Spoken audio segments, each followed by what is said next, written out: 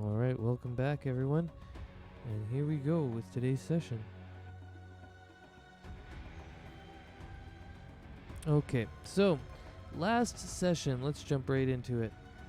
We covered a little bit about the world history, and you guys can all read that in the handouts area. And we brought us to this town, Torgby, or Torgby, depending on how you pronounce it. And you had all essentially been given a letter, and one of these letters came from a new NPC friend that we're going to tie into this story named Belle. And each one of you has your own personal unique relationship to Belle that I allowed you to sort of ponder while we began the story. We then rolled to see who all showed up first, and essentially Edward and Drea showed up to the house first and did some investigations, while Parson hung around town and got ready for the framing event, which turned out to be an arena battle. And the arena battle was being put on by the nobles of this town for a little bit of fun and entertainment. And so lots of people were in town, bustling around, getting ready for this adventurous, fun time. And as that was happening, Drea and Edward were investigating Belle's house because Belle was not home. And I just pinged out Belle's house there. So Belle, who had, is the one who had sent you these letters, summoning you to this area, Torgby, for a little bit of work and a little bit of money. She had promised to outfit you for an adventure and to also give you 50 platinum pieces. So, upon investigating, Edward and Drea were able to see that the adventuring gear was all set out inside of her home. However, she was definitely not home. And then one of the nosy neighbors, Damien, showed up, and he was the one who came and told you that she was expected to be back.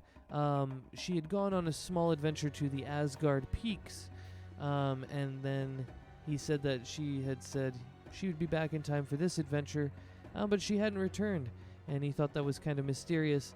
And he told Edward and Drea that they could basically hold up in the inn, and that he would point all of the other expected adventurers, which turned out to be 5, which was gleaned by Edward, that these 5 adventurers that you were looking for would all sort of meet at the Slender Leaf, and that Damien would help point them there when they arrived. So, eventually, Parson and everyone got together in the Slender Leaf. The beginning of the arena fights happened, and you all went and saw some fights and did some betting on some fights. And there was a final climactic fight where one of the crowd members was able to fight this mysterious mage that they had been talking about. It was kind of like the climactic part of the event. Edward decided to step forward and take on the challenge, and was able to be successful in defeating this mage by turning into a giant snake. I would like to just add in, Edward was drunk when he decided to take on this idea. Okay, I was gonna add that, and then I got a little bit I was like, he was drunk, wasn't he? And I was like, I'm not sure, maybe I won't say it. So thank you for adding that in. You're welcome. Just wanted to be clear. He did not do that sound of mine. Yeah, exactly. It was a seat of the pants kind of moment. Lowered ambitions and all that. So, but Edward was successful, and everybody in the town cheered him, and you won the prize, which I believe was 100 gold, and or 10 platinum, your choice. And after that, you all decided to kind of have a restful evening at the inn, and set out in the morning to see if you could find Belle, I believe. You waited around for a little bit, I think, in the morning before heading out.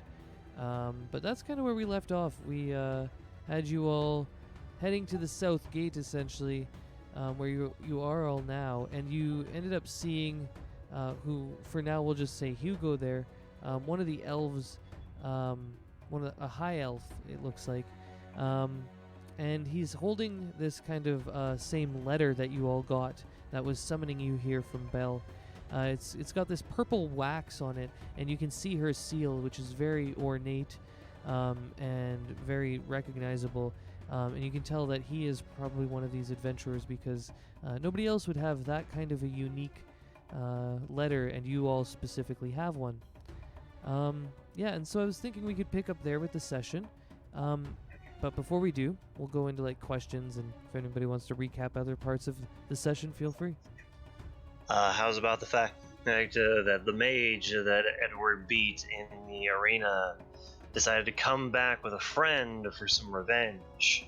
Oh yeah, I guess I should touch on that too, because specifically in that battle, so yeah, the mage was a little bit defeated. You know, he was supposed to be like this granddaddy boss, and Edward beat him in front of everyone. So there was some chagrinery, and he was going to take the money back, and they got into a battle. And at the end of the battle, you were able to find a tattoo on him that had 5 small black circles, essentially. And through some good rolls and stuff, you were able to realize that this had something to do with these, what are called Orb Hunters.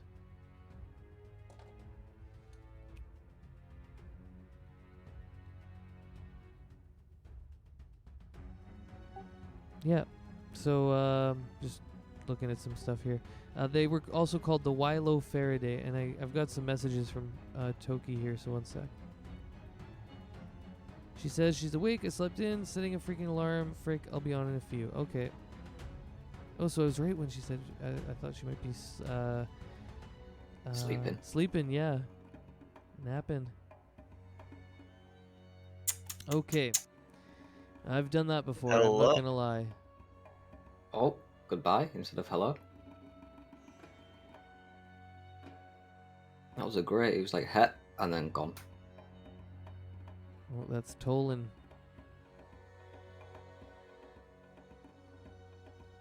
That was weird. I wonder if he lost like internet or something. And he literally went hello.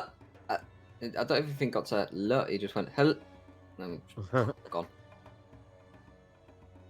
Alright, well, we can pause here. I'm going to take a little break, and I'm going to have myself a little toot of the old marijuana. Just a small one as we get into the session for today. Well, I'm glad Caprina got back to me, at least.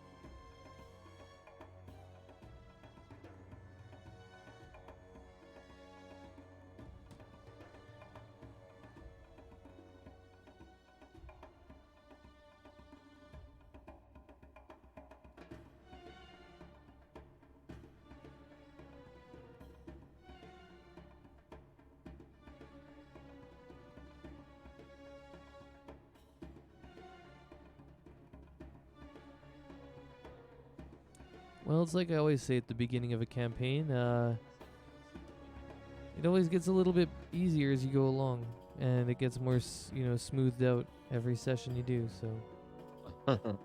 Yeah, these things definitely happen. Yeah, that's fair. And I feel bad last week missing the first session, but that's because it was my friend's birthday and I hadn't seen him for fucking ages. Over a year and a bit. Hey, no worries, mate. I mean, life is life, right? And I am always flexible with people if they have other commitments, because you let me know way ahead of time, and that's how I like it, so.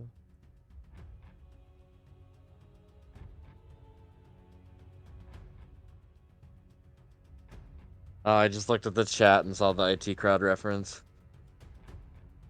I mean, yeah, it's what I do for a living, so. You've Oh, always is got it? to put it in there. Yeah. Yeah, you gotta. I've got a T-shirt that says it, and it's not even what I do for a living. I just love British comedy. We tried to turn it off and back on again. That reminds me of G4 Tech TV, man.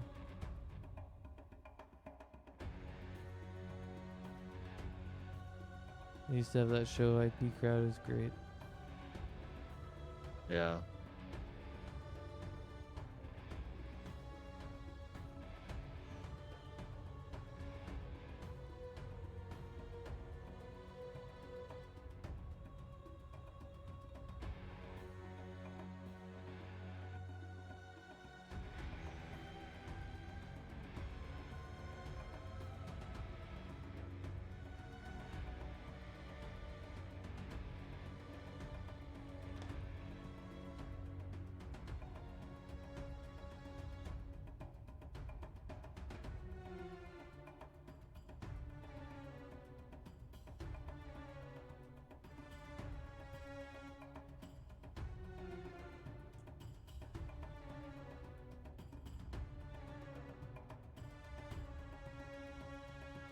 But yeah, no, that stuff's for real, and I'm sure you probably already know that, Hugo. But like we've had people like turn in tickets in my department, and I'm like, guys, you didn't even check the plugs. It's unplugged. Sorry, say that again. I was literally reading some, and I heard my name, and then yeah. Oh no, you're good. I work like in a hospital, and like we have to use like portable carts all the time with like All right. computer equipment and stuff. And I've had like coworkers put in tickets for IT to come and fix a cart or fix something. Yeah. And I'm like, guys, it's unplugged from the power source. I'm like, that's why I won't. Come on. I'm like, really? Did Yeah, you but even it's wireless, check? though, isn't it? It's wireless. I thought it was meant to work without wires. I mean, I know I very haven't little had that about yet, but I'm computers, waiting for but that. I'm waiting for that one. it'll happen. I'm sure it'll happen. Hey guys, just checking. Can you hear me? Yes, we can. I can hear you. You betcha. Yeah. Going back. Oh my god, I slept in and I'm like, fuck! Like, leaped out of bed. No I haven't even worries. taken my meds yet, so I'm like, no! Ugh, okay. One day. We're currently waiting on one of our guys who's got his internet down too, so you're all good.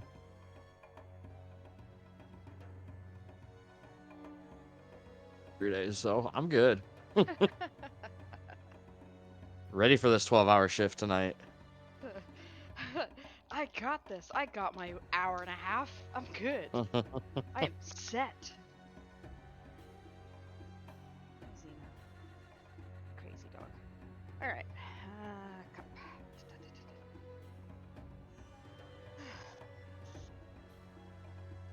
Yeah, I'm upstairs, so I'm away from my computer. I'll sign on in a second.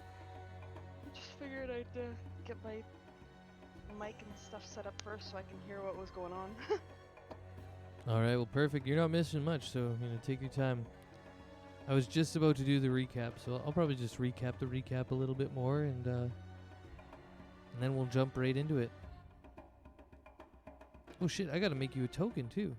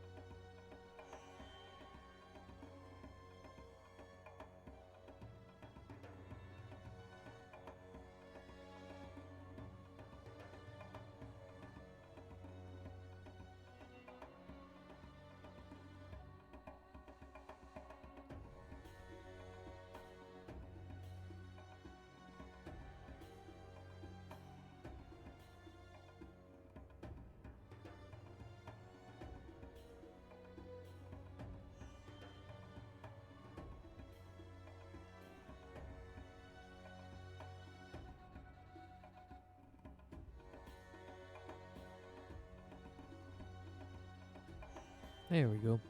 All right, your token should be good to go now.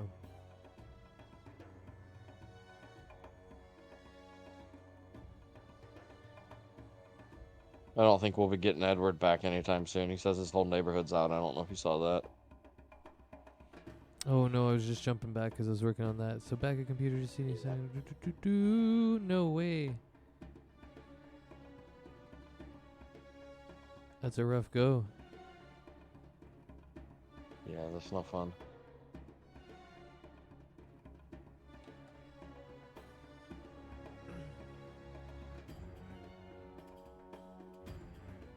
Okay, cat, come on, stay down. No. He's already. No. He was so bad yesterday while I was trying to get my character sheet going. Yeah, last night both the cats and my dog, we were both like just dealing with it. Right now my one cat's just like right beside me laying down, which is nice, but sometimes she gets really aggressive and tries to get in the keyboard and all that. My wife must have taken the dogs downstairs with her, which is cool because that means they're not getting into anything. We have two dogs. I have a boy dog and a girl dog. They're both small dogs. And we were downstairs and they were upstairs. It was like a week or so ago. And the boy dog got into the trash and got like a bag stuck on his head and fell down the steps. And like, I freaked out. We were both like freaking out like that he got hurt. Aw. Like we hear this like crinkling noise and then we hear boom, boom, boom, boom, boom, boom. Yeah, my dog's fallen down a few steps. He's full blind now, so Aw. Ooh. yeah, it's happened a couple times, but he always gets back up. My roommate's dog is a Rottweiler, and last night she was entertaining herself by running up and down the stairs. So all you hear is and I'm like, oh my god. Yeah, ever since we got two cats, man, that's all they do in like the middle of the night. It's like 2 a.m. to 4 a.m. They'll just be doing laps. There's no Midnight lights on in the zoomies. house. They love it. Midnight zoomies. Yeah, I had my cat used to do that. Damien used to do that all the time.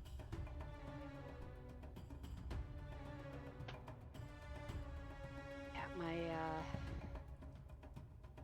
my favorite time is midnight zoomies when the cats do that, and also my cat Pixie. She used to have poop zoomies, which were fucking hilarious. You always knew when she pooped in the litter box because she'd be like racing around the house afterwards. It was just friggin' hilarious. Alright, maybe these paper clips will keep them busy. Alright, bud. Go check. What's this? Come here. The paper clips are not enough. They better be. You think It this will will never be enough. satisfy me? Not so easily distracted. Ooh, paperclip.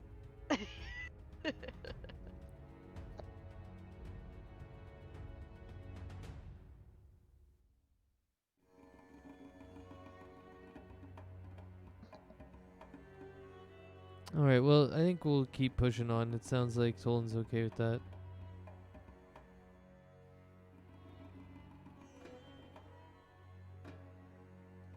All right, so back to 3. That was a wild ride. For a while it was 2. That was then, weird. Then it was 3. Then it was 4. And then now it's back to 3. So I've been up and down. I gotta focus in now. All right, let's do the recap again now for Minnie, actually. Oh, okay, and we can... Okay, and I've got Tolan and Edward. They're not going to say much. Or, I mean, Drya and Edward. Okay, I got to focus on all the sheets. Let's go. So, I didn't write the recap, but we'll just do it for you verbally. Is that okay? Are you ready, Caprina? Yep. All right, well. And wait, how do you want me to pronounce your actual character name? Minea. Minea. All right, cool. That's what I thought. So, we started this adventure kind of talking about the world history, and there's a handout for that in the handouts. I think it's in tools and stuff now. And, oh yeah, there's also maps there for you guys now, so just to let you know, update that. Boom, there you go.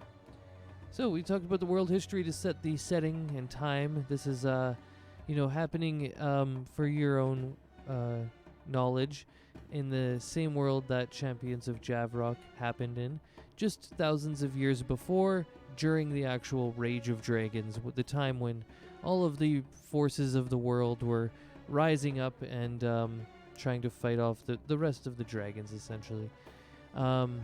Because essentially in your guys' campaign, dragons are super rare, whereas that is not the case in this campaign. Anyways, so we introduced to the town what you're looking at right now, and it's called Torgby, or Torgby, Torgby, Torgby, and we rolled to see who would come to the town first, and Edward and Drya ended up going to this location that we needed to start the framing of the events that are going to happen in the campaign with. One of the locations is the house of Belle, one of the friends who has summoned you here with a note. She has told you that she has a lot of money for you, 50 platinum, and work as well, quite an interesting adventure, and she said she'd tell you more when you got to Torgby. And I was leaving it up to everyone to make their own backstory or relationship with Belle. She's kind of a friend, or maybe just an acquaintance, or maybe just an employer. But that's up to you, and I'll leave it up to you. And then so everybody came to town, and they realized that also what's happening today, there was some arena fights that were being put on by the local nobles for some entertainment and fun. And Edward and Drya, who are these two here, they are the elf lady and the guy with the handlebar mustache. They did some investigating at Belle's house because she wasn't there. When they got there, they realized that 5 more people, or 5 in total, I guess, would be the big group, and that they needed to find more people, and find essentially who else was going to be part of this group because Belle's not in town. So after they realized Belle wasn't around, they met a little guy named Damien, and Damien was the neighbor of Belle. I'll kind of ping him up here.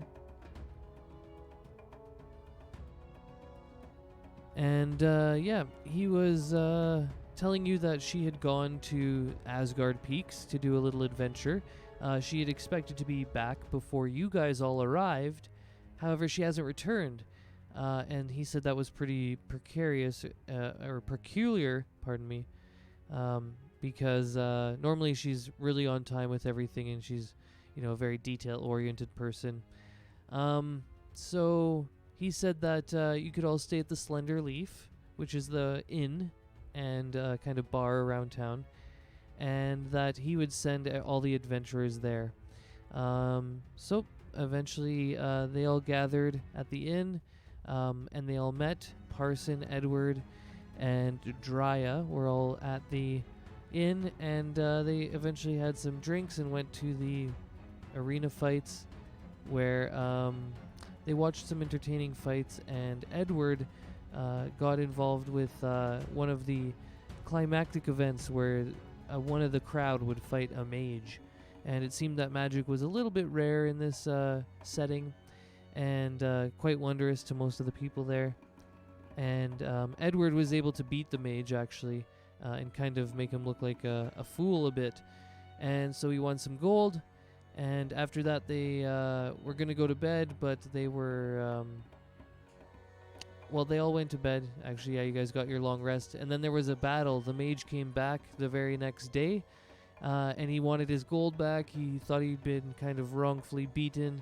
And so there was a battle that ensued, and after some clever use of some spells, they were able to dispatch these people who attacked them, these mages, and they were able to find that one of them had a tattoo on the back of their neck with 5 black circles filled in, essentially dots but larger, in sort of a pentagram where the vertices of a pentagram would be.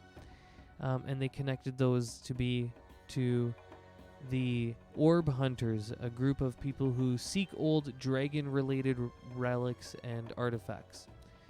And that was basically where we ended this session. As they were leaving town, they also saw an arrow was shot in front of them, and it said, "You're being watched."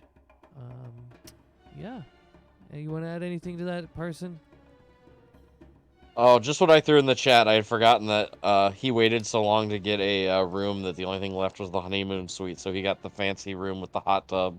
Yeah, that's And right. hung You out in the hot tub all night. paid a little extra to get the hot tub. You were in the honeymoon suite. She kind of didn't tell you it was the honeymoon suite either. She kind of like beat it around the bush about it. Anyways, yeah, that was great. Yeah, there was a lot. You can check the VOD for more of this stuff, and I'll probably write a more in-depth recap. I just forgot because I'm still in the sessions of building backstories, characters, depth to this whole campaign. Let's see. I feel like I should recap more. You guys got any questions? We got two new peeps on board today. So do you either of you have questions? So far, no. Been explained pretty well. No, I'm pretty good. I'm just quickly writing my backstory. I tried to access my character sheet from the one shot with Lotus, but apparently because I'm on a free version of Roll20, it won't let me access my I saved the character sheet. I don't know what it's Character called. vault, yeah. Yeah. So I was like, what's the point in saving these things if I can't access them? Do you know what you can do? Create your own game, export the character to your own game, then you'll be able to open it up and copy and paste from there. Ah, that's smart. I don't want to do that right now though, because as soon as for some reason, I don't know if it's a Google Chrome thing or what, but it seems that whenever I try to export, like open more than one game on my computer, it switches to the most recent game instead of lets me have two games. That's just Roll20. That's, oh, okay. I wasn't sure because I was like, why? Alright. Write that down though, because I will forget if I don't write that down. Yeah, you can feel free to like get me your backstory later. I mean, in the last campaign that oh, and Hugo, I'm not sure if I explained in session 0, but Caprina and, or I guess I should use your names, Minea and Parson were previous players of mine, so. Alright. But yeah, where was I going with that? Oh yeah, you don't have to give me the backstory, just like other characters in our previous campaigns. Sometimes more of the backstory will come out as we develop the characters, so. All right, I think we're almost ready to jump in. I feel like I'm a little nervous, maybe. So, to set the scene, I'll just let you know that, you know, these three adventurers that are approaching the gate right now, they're a little shook up. They've been kind of like rattled by this little attack on them before they leave town. Edward actually didn't seem very rattled, and I don't think Parson did either. But Drya, the high elf lady, she's a little young, and she seems very shy, very reserved. Whereas Edward is a bit more brash and a bit more outspoken. Seems to be quite caring and loving, almost like a fatherly figure. And Parson, well, I'll let you do your own character introduction, Parson. So go ahead and just give us a Parson one-shot introduction, kind of. Okay. So Parson is a high elf. He is dressed in kind of a long blue coat. Something you would see like a sailor wear. He also has like that fun little like tricorn hat. And resting on his little shoulder is a brown and orange owl. And he looks a little rough around the edges. He's got like a tattoo like that's pretty obvious right on his forehead, like in the picture. And then he's got lots of other tattoos that look like they were done, we'll just say like at sea. Like the best thing I could like describe them at. Like they're like kind of sketchy, like prison tattoos. But he looks a little rough around the edges. The biggest thing you would probably notice about him, he's got this big skull ring on his middle finger that you could probably tell was made for someone larger than him. But he looks a little rough around the edges. Yeah, that was perfect. All right. So, I'm gonna get you guys to start to jump into the game by rolling, and that means Minea and Hugo are gonna roll d6s. And let me know if I'm saying that wrong, Ilyana. Oh, you're good. All right. Basically, the H is invisible. It's silent. Yeah, I felt so. Oh, and that one. Look at that. Well, on a d6, but still. You did say D6, right? Yeah. Yep, you got it. All right, and we're going opposites. Wow. That's hilarious. Ay caramba already. Okay, so I guess we will start with Minnie first. So, Hugo, I'm just going to put you to the side a little bit right now. Before we get to the gate, we're going to back you up a little bit. You guys were on your way out of town. And you see this very, like, red tiefling approaching. They definitely stand out amongst the crowd, as there doesn't make too many tieflings make their way this far north to the Nordic kind of lands of Rimspire. The tieflings normally stay kind of in the mainland, and you know, for someone to get this far, they definitely probably have a purpose. And as they're approaching, Minea, you have your letter out, and it has this purple wax on it, and it's sealed with this very large, ornate seal that is very noticeable and recognizable. And as you're looking at this letter, you know, it has a small map of Torgby on it, and it shows where Belle's house is, the person who summoned you here. So I'm going to get you to do your character introduction, and then I'll get you to maybe, if you want to, explain your relationship with Belle, if you want to. Okay. So Minea is a 27-year-old tiefling bard dancer. She has an older half-sister who is also a tiefling bard, but that one's more serious, and Minea doesn't talk to her much. So she's close friends with Belle, but she hasn't seen Belle in a while. It's, you know, probably been a few years. Minea usually uses her two swords on her back to dance. She incorporates the swords into her dances, and her dances are similar to that of exotic dance mixed with like the clang of metal. But she doesn't ever use her dance swords to fight. She has like a specific fighting sword for that.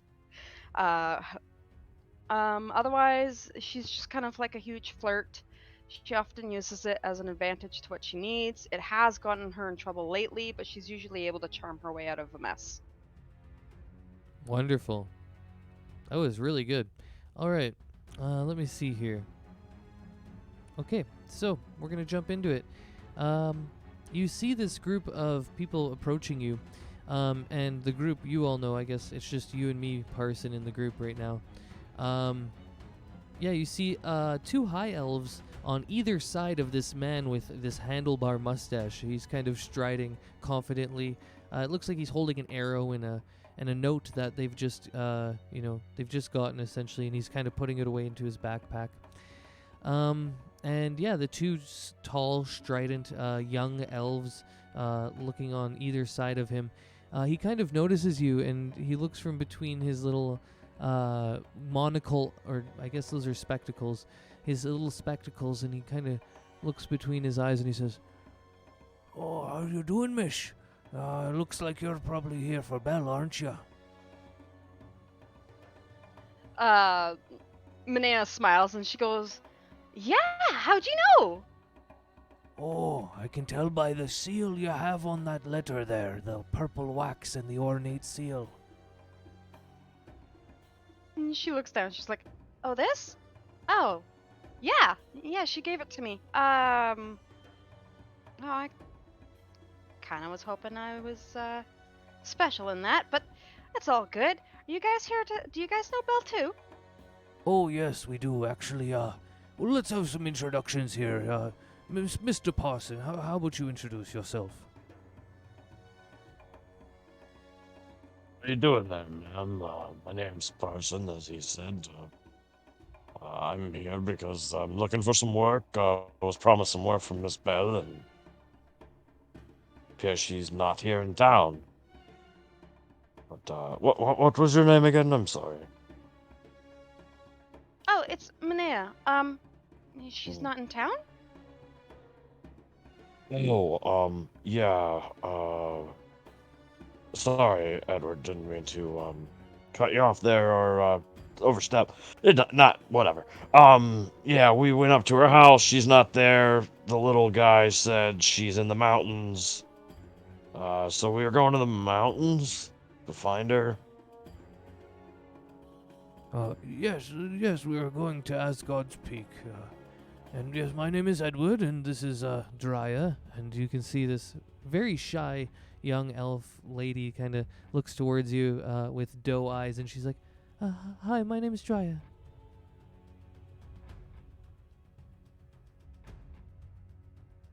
Manea just kind of like looks over to Dryad and she's like, "Well, hey, so mountains, huh? Okay. All right. Well, change of plans. I'm pretty flexible, I guess. Yeah. Let's. Okay."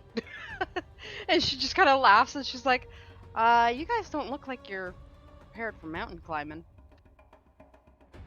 Oh, I'm prepared for anything. I'm not sure if you saw me yesterday because you weren't here for the arena fights, but I was able to actually transform into a large beast. So, I'll be able to help out when it comes to nature and stuff like that. Oh, well, that's convenient. Yes, I'll help keep you all alive a little bit. Good to know. All right then, I guess we should get headed out. She's been missing for over a day now. Manea suddenly looks concerned and she's like, "Oh, yeah. Yeah, I guess so, huh? Okay. Yeah, we should get going. I don't know why Belle would be in the mountains." And she just kind of like goes off into her own little concerned thought bubble there for a second. All right. And as you see, you've now had a new person join your group, and you start to walk away, and she starts to fall off into her own thoughts there. There's one more adventurer approaching who has the same letter that you all have, the purple wax, the ornate seal. It is Hugo, and he is just on the outskirts of town as you guys are just leaving this gate here. And Hugo, I'll get you to do your character introduction. Yes, Hugo is a high elf. He has one sec, where's the art? I always like to post the art so people can see. Where is it? Documents. I'll post it in pick stumps. Yeah. Oh, I'll put it in the Discord, but yeah, he's a high elf. You can see he's got this. He walks around with a nice little satchel. You can see a couple of little quills are attached to the strap. He walks with a quarterstaff in hand, smile on his face, with this parchment in his other hand. He's got this long, flowing, silvery white hair that goes down just below shoulder blades. And yeah, you can see he's got this fabulous blue cloak on. And yeah, he's walking towards you guys, just not caring the world currently. All right, and yeah, Manea and Parson, you see him first. You guys are kind of, I'll put you at the front here. You guys are kind of leading the front way out of town as you see these same, recognizable letter. Looks like we got another letter guy here. Hey, how's it going, man? Hello. How are you? Wonderful weather. Yes. You on your way to see Belle? Sorry, I couldn't help but notice the letter in your hand.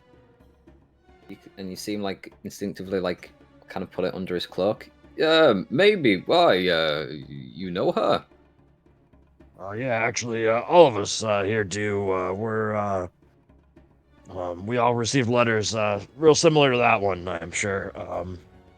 Kind of nice to We're see just you. in town to meet up with her, and I guess she's gone missing. So we were just Right, about and to head out to go try and find her. right. You said you all have letters as well. Oh, yes, that's true. I have a letter as well. Oh, yes, Ca- yes, can it's I me as well. Can I see what yours looks like? For sure. So I like mean, rummage through his stuff and find it. It's all crinkled up and looks like crap. Yeah, just gonna like check what the others look like, check his. Oh, I guess so. Huh. So what? She's gone on an errand somewhere. Uh, Yeah. Minea just kind of looks up. She like came out of her thought cloud there, and she's like, yeah, no, apparently she's been missing for a day. She's a she's a friend day. of mine. Yeah, they last saw her in like the mountains, or that's where she was headed or something. So Oh, yeah, it's the first I heard of it too, but I'm really worried for her. did they say why she was heading to the mountains? That I And don't who know said they about. were What's heading that, to the Edward? mountains? The little guy, Damien. Damien. Right, right. And he's a good friend of hers. Neighbor. Oh, okay. And how long has she been out of the city for? Hey, Edward, do you know how long she's been gone? I don't know. oh, the little Damien said she'd been gone for at least a week or so, and she was supposed to be back by now. Right, okay.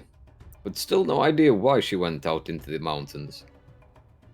Did not appear that the little man knew exactly. As the neighbor, he didn't seem privy to all the details. Huh.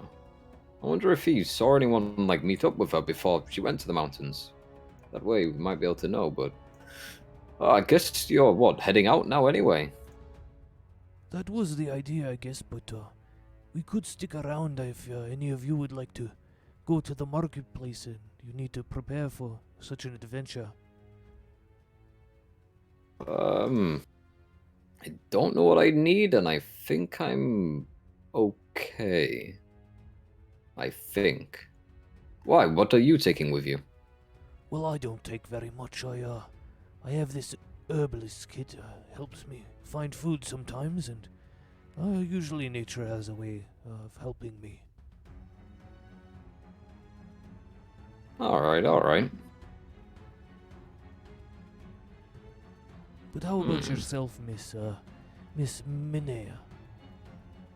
Minea looks up and she's just kind of like, I'm pretty tough. I'm pretty sure I've got everything I need. Like I've got some, rations and a bedroll and stuff. I should be good.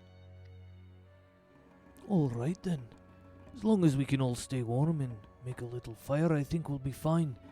We've just got a couple days' journey, it seems, up into the Asgard peaks, and then maybe we can locate a little something about Belle. I mean, that sounds like a splendid plan. Unless you would like to stay and maybe ask around town, I'm not sure what you're thinking, but... I mean, I was just curious if anyone met her, like if the neighbor saw anyone meet her beforehand, so that way we have an idea who, if she went with anyone, if she went alone, maybe someone who might have known like the region she was heading to, but otherwise we're just going to be walking to the mountains with no end in sight, really. Am I the only one thinking this? What do you all think about that? Minea just kind of laughs and she's like, well, then perfect. We'll be seeing exactly what she sees. Perhaps we'll find her. I mean, to be honest, yeah, that makes a lot of sense. Right. Okay. Good. So maybe we do a little bit of a investigation, interrogation. What are you thinking? I'm thinking just ask the neighbor, like, who visited her, how Intimidation. often. Maybe if anyone visited like a week ago, you said. That way we have an idea. Maybe they know them. If not, who knows? He's kind of going from there, really. That's the idea. Right, I like this idea. I get it. I mean, otherwise, feel free to walk out into the mountains and they'll just kind of like turn around. How large is the mountain range nearby?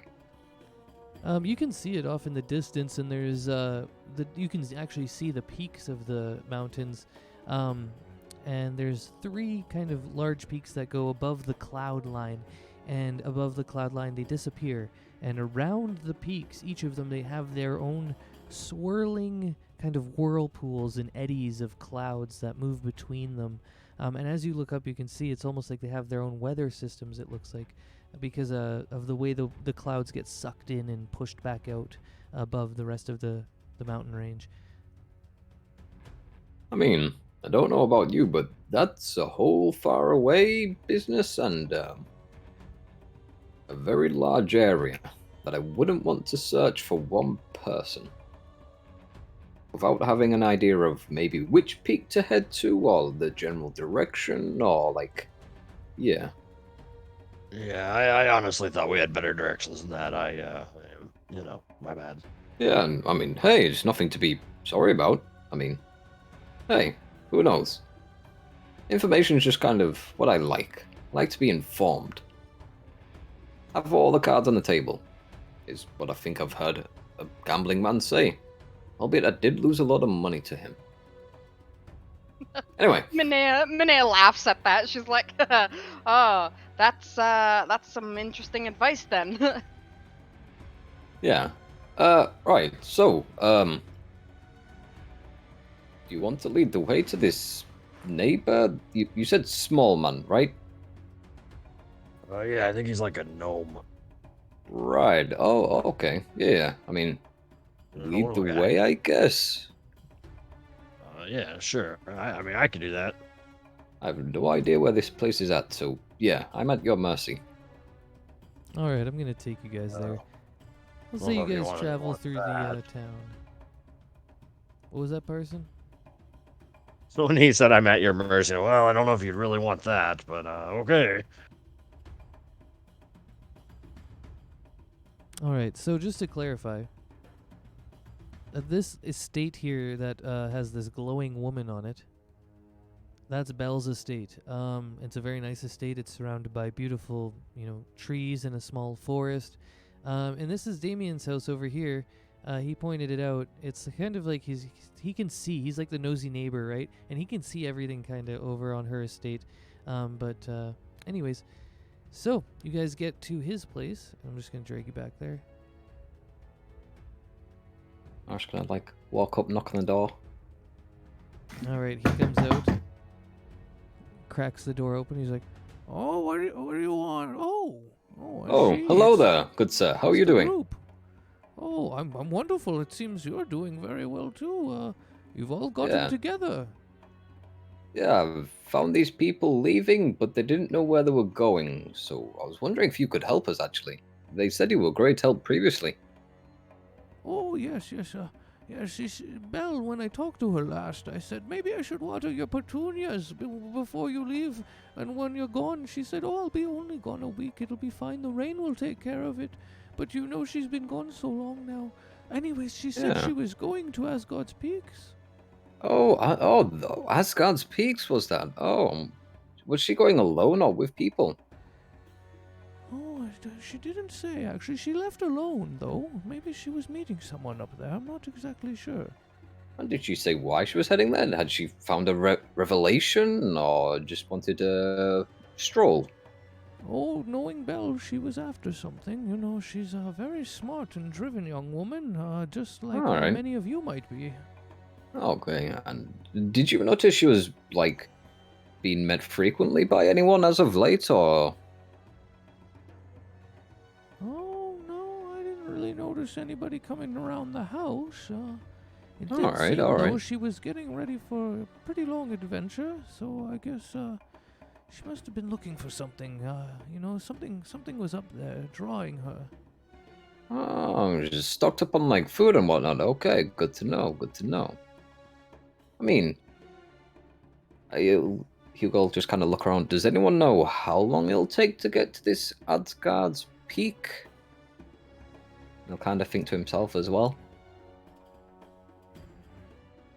Oh yes, it's about 2 days actually. If you leave, it's 2 days one way and then 2 days the other way.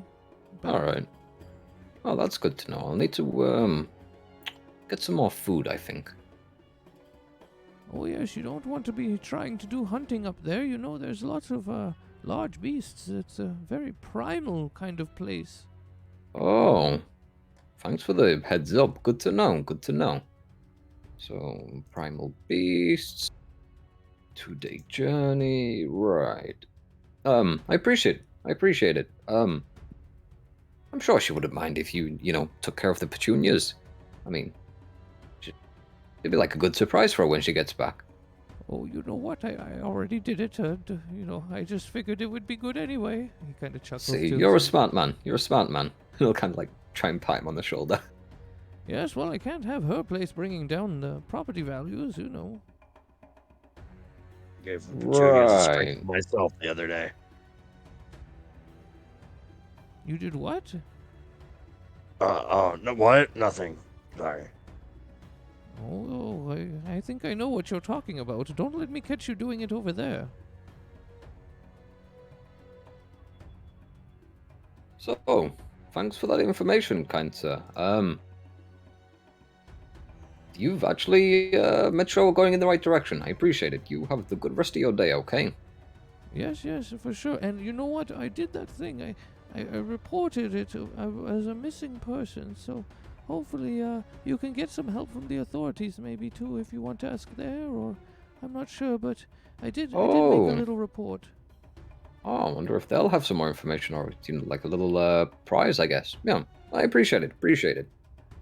All right, have a good day, and I'm glad you have all 5 of you now. Oh, well, I guess there's no more. Good to know. Good to know.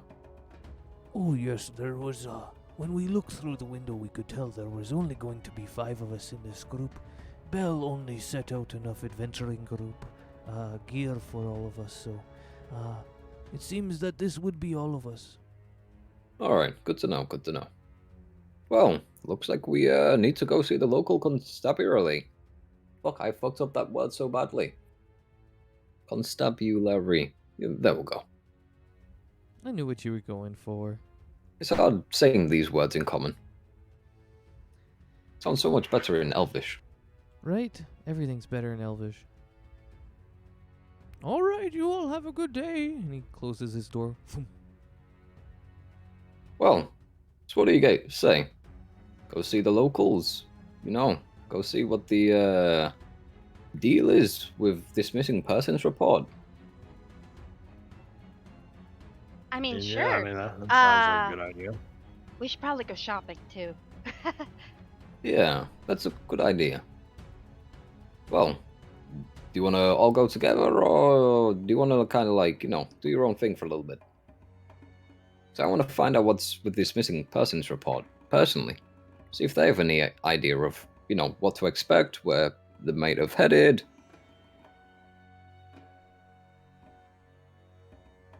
Yeah, I kind of want to go to the market. What do you guys think? Well, I think I would go to the market. I would like to, No, well, let's all go to the market. Make it nice and easy. yeah, that works. I mean, All where right. do you do a missing person report anyway? I mean, if you go to the local guards, you say, hey, so-and-so has been missing. They go to the bars and pubs and see if they can find them. If not, then they, I guess, make a note of it.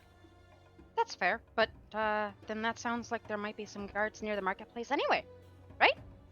I suppose we can go there and ask them if they've heard of the report, and if not, find out. Cool.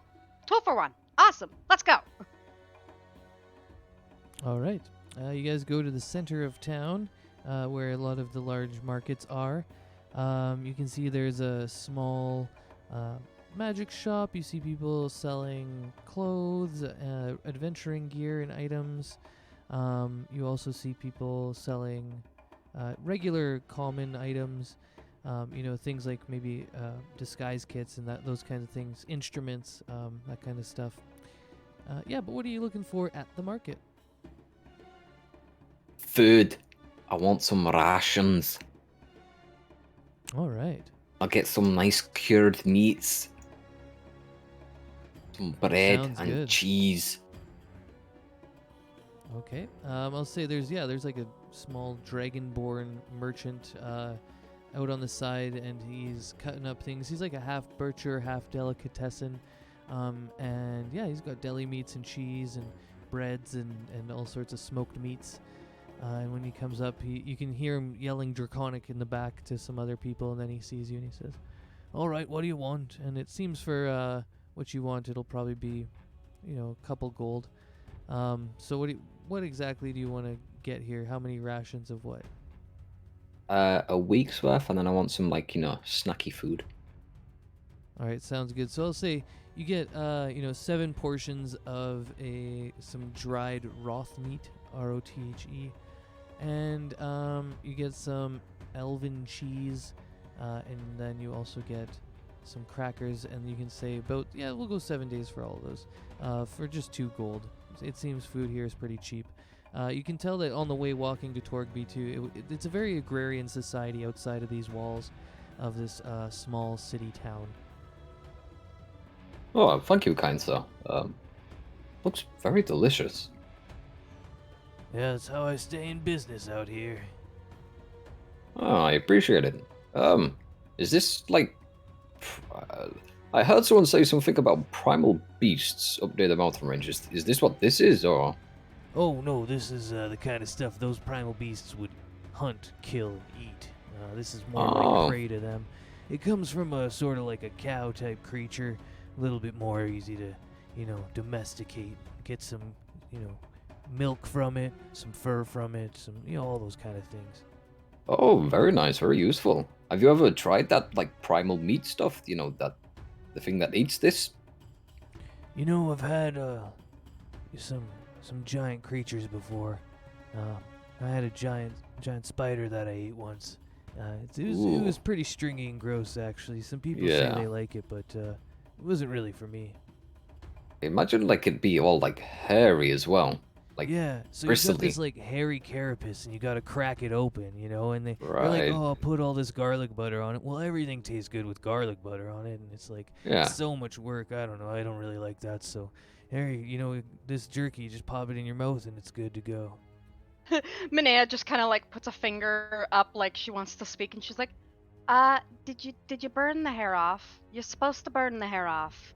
But yes. Oh. It's stringy, but you're supposed to braid it. Oh, see, this is the things I needed to know. I tried to make it myself, and no, I didn't do any of that. And and now I'm thinking about braiding it with some cheese. And you melt the cheese in there, and oh. Yeah, exactly. Yeah, it's actually really good. It's just Or I wonder if you made a really strong broth with it, or stew. Just let it, Yeah, Oh, I it like seafood actually- stews, so that Yeah. might Yeah. work. Yeah. Anyway, Yeah. I'll let you get to the rest of your customers before we think about food too much and then stay the entire day. No problem. Not that I would have a problem with that, but have a good day, y'all. And you see Yeah, he you starts too. to pack up some meats with the paper and the string that normal delis have, I guess. Oh, well, that was very nice. Oh, did anyone else want any food? Minea's Good, stomach I got grumbles. enough for a few days. She's like, yes. Yes, Okay, okay. I think Did I'll anyone's- grab enough. When I see something in nature, I'll let you know, and maybe we'll grab some food from nature. Oh, find one of them fairy cow things. Yeah. A cough. Yeah, Interesting. we got any raw meat or something? Like if you're looking for something in nature, you mean like hunting, maybe? She looks a little like hopeful. I think I could do a little hunting. What about you, Parson? You got any hunting skills? Maybe you're good with a bow or something. Well, I got my crossbow, but I mean, I've not been much for hunting, but I can give it a shot. Well, there you go. My hunting's a little bit unconventional. But anyway, right. Are there any guards around? Hugo just Yeah. kind of look. You kind of see like a handful of guards stationed at all the different like entrances and exits to different alleyways and streetways. Some of them are patrolling, some of them are just watching over the market. I just kind of walk up to one of them. Oh, good day, sir. How are you doing? Oh, Parson will hi. stick to the back of the group with his hat pulled down when we're talking to guards. Yeah, I was gonna say Manea's not a big fan of them. I'm all right. What do you need? Oh, you see, one of our friends has been reported missing, Bella. I was wondering who I'd speak to regarding information about it. Oh, right. Well, if you want to go up to the compound, that's just at the north side of town by the wall. All right. I think actually I could take you over. Just look down this little area here, and you can see it. And he kind of points all the way to the north end, and there's this secluded sort of jailhouse, and it looks like a bunkhouse that's separated like a barracks. Yeah, a barracks. So there's like a jailhouse and a barracks over here, and he kind of points to that, and he's like, "That's where you want to go." And who's the person I should speak to there regarding this? Oh, well, I guess you could talk to anybody, really. Oh, okay. Thank you, good sir. You have the good rest of your day, okay? Yeah, just talk to whoever's at the front desk there. I was kind of nod and then, so, ready to head on up there? As he looks to Are the you group. all done your shopping? I'm not. Actually, if you guys don't mind waiting real quick, I'm gonna look around. I could use a shield. I thought I had one, but I think I lost it somewhere between here and, well, wherever. Oh, that's no good. All right. Well, if we want to head up Carson there, will look Mr. over a Hugo, shield. I think I could come with you. Yeah, sounds like a plan. Let's go. Just to try and find out information. Do you want to meet back here at the square? Yeah, let's. Yeah, I meet think back that's here. a good idea. Alright, sounds like a good plan. Parson Alright, kind of well- leans into Manea and be like, "Yeah, last time I went anywhere near a jail, it was to break somebody out, not to try to go in." Manea just kind of nods and she goes, "Yeah, they don't like me. I would rather stay far away from that." Same. All right. Well, I Alright. think we're gonna stick with you two. What are you looking for at the market? Yeah, I'm just looking for a shield. Oh yeah, weapon armory. Okay, and Minea, what are you thinking of? So we got rations, right? Or something? You should have rations in your character sheet. Maybe just take a second to look. Yeah, I've got Also, 5. Hugo got some rations, and Edward has told you that he is proficient enough with nature to provide rations. Okay. Then yeah, she just wants to like look around. She's just not big on info and like she'd rather just go and do things. So Sounds good. So yeah, you guys are kind of hanging out. Parson, you are able to find somebody who has just like basic common items, and you are able to find a shield amongst them. The shield is a little beat up, a little worn out, and it is worth 19 gold. He'll kind of look it over and be like, I mean, it's just a piece of wood with a piece of leather strapped to it. Kind of see flashes that ring, This gnome and he's like, dealer. Oh, go ahead. Yeah. flashes that ring a little bit. And he's like, "You think you could give me a better price on that there, friend. All right, ping bad reputation, and then also roll me. I think I want to go like intimidation with advantage, but I just want to read it first before I make the call. Yeah, they're afraid. And I'm not trying to just steal it. I'm being nice about it. Yeah, this is good.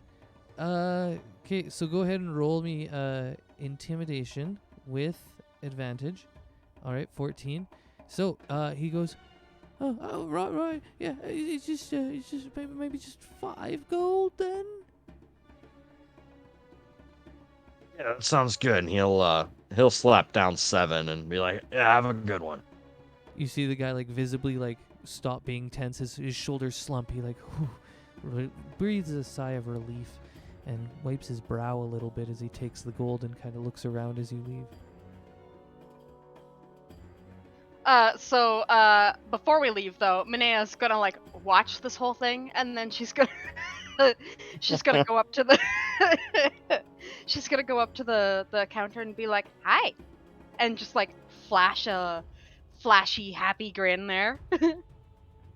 Hi. Wait, do you need something as well? Well, I was looking over, and you've got some pretty nice things. Do you happen to have any what am I looking for here? You know those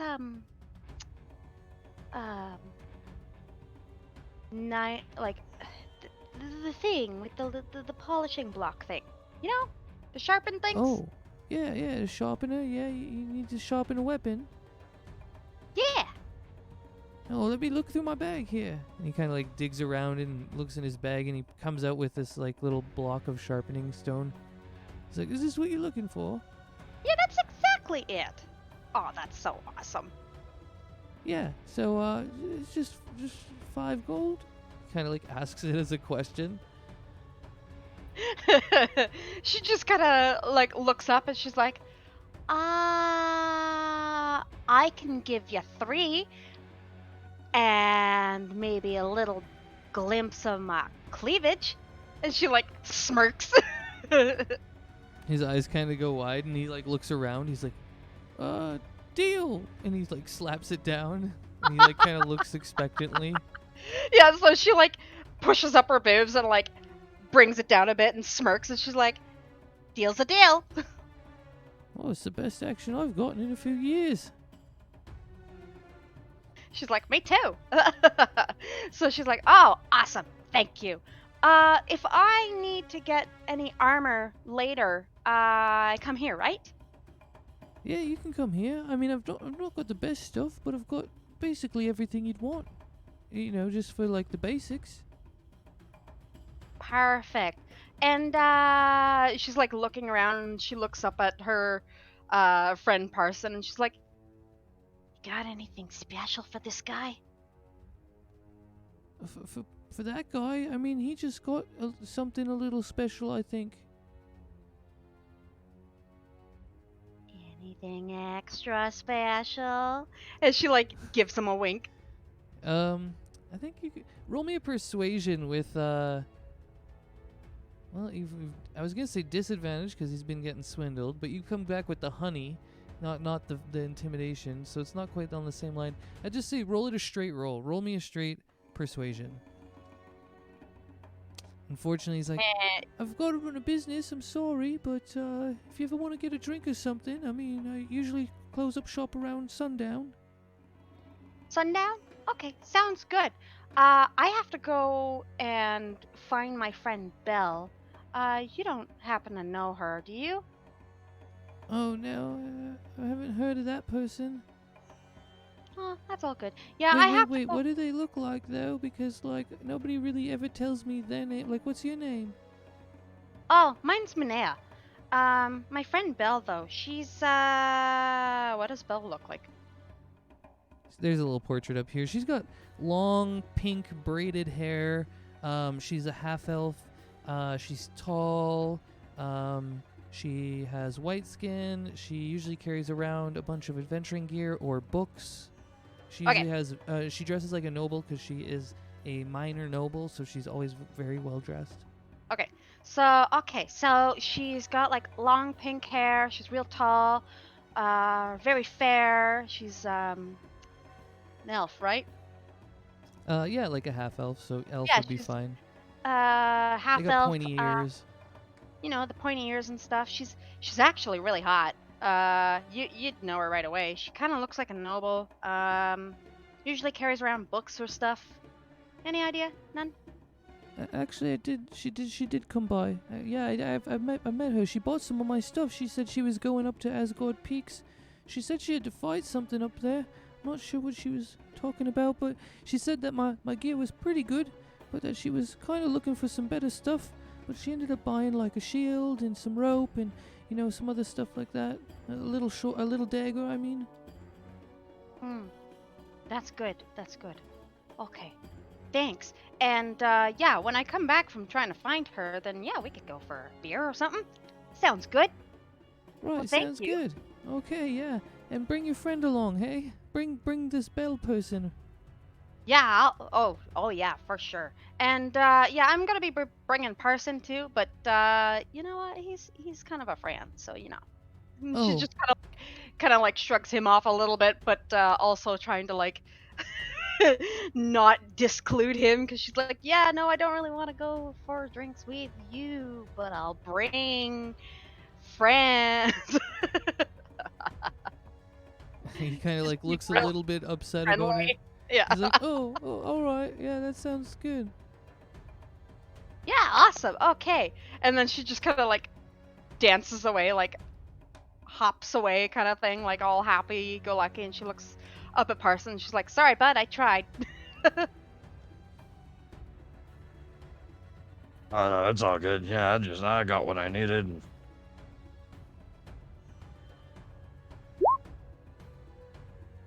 So like as we're walking away, I'm gonna keep an eye out for the vendor, the produce vendor from the other day.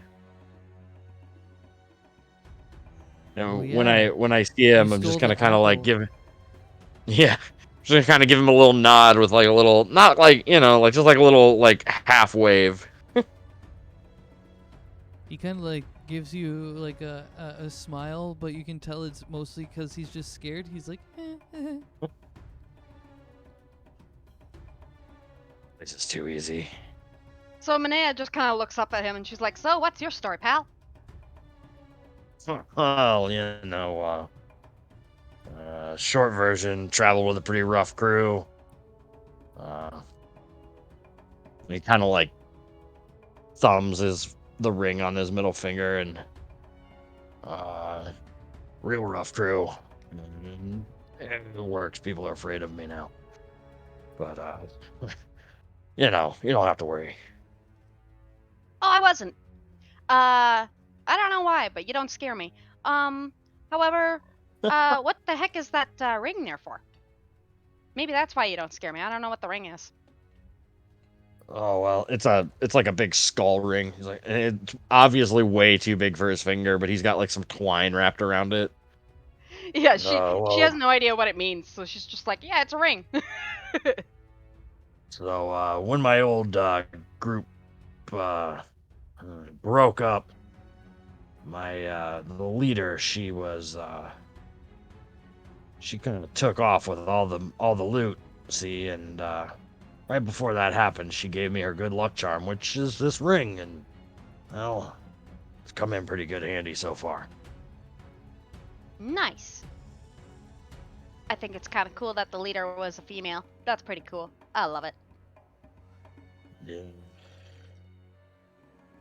She was an ugly lady, but she was definitely female. Hey man, not everybody can have looks. She just kind of looks around and she's like, so like, what are you then? Like some kind of fighter or something? Well, a little bit of a little bit of this, a little bit of that. Got my trusty sword here. I cast a spell or two. Got my friend here. He points at his owl. She can help me out if I need anything. Manea's just kind of looking at the owl and like waiting for it to blink, and she's like, I didn't think that was real. Yeah, she's real. She's like, that is so cool! Yeah, no, I don't know why I thought it was fake, but like, she never blinked. So I just didn't think, I thought she was stuffed. I mean, that I don't. Who would walk around with a stuffed owl on their shoulder? But I mean, whatever, She smirks. She's like, oh man, where I come from, there's a lot of weirdos. So you never know, man. Yeah, you've never been tossed in the hold with a bunch of goblins, have you? I want to hang out with weirdos.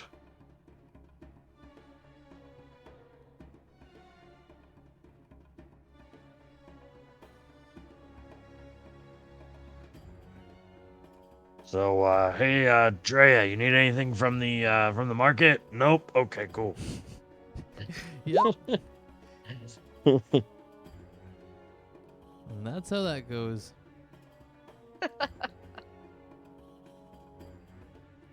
Okay. Well, let's jump back to Hugo. Oh, he said BRB though, I think just now. Yep. So I jump was gonna say, double back Manea's to you just guys. gonna, yeah, Manea's just gonna like, kind of look around. She just goes, a lot of these people seem kind of bored, eh? Or is that just me personifying my boredness into them? She looks up at him. Well, that's a pretty, it's a big town, but it's a pretty sleepy town, it seems like to me. But the fights yesterday were a pretty big deal to them.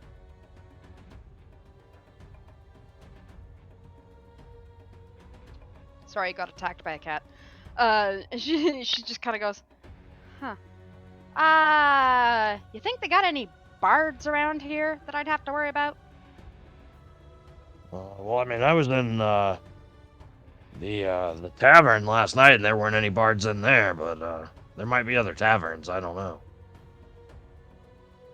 The Usually bards I know, bards they and visit all the taverns. taverns. Yeah, they go hand in hand. Yeah. Okay. Well, do you mind if I see if I can earn any gold while we wait for this other dude? Oh no, go right ahead. And Parson will kind of like go and lean back up against a tree, kind of hat down, type of thing. Cool. So Manea's just gonna like lay down. She's gonna like pull out a little, kind of not quite a blanket, but it's like she's got it tied around her waist, and it's kind of like a skirt that she's wearing, but it's not actually a skirt. It's what she uses to dance on. So she just kind of like takes the skirt off and she lays it down onto the ground, and she takes out her lute. Yeah, it's the lute, and uses her what's it called, the mage hand, to kind of like string a little tune, and lays her swords down, and she starts just kind of like dancing around her swords to try and draw a crowd in. Love it, love it. That was a wonderful explanation. All I gotta say is go ahead and roll performance and roll it with advantage, and any of your weird bard stuff. I'm not sure if you get weird bard stuff, but go ahead and toss it on there too if you got it. Oh, weird bard stuff. Let's see here. Here.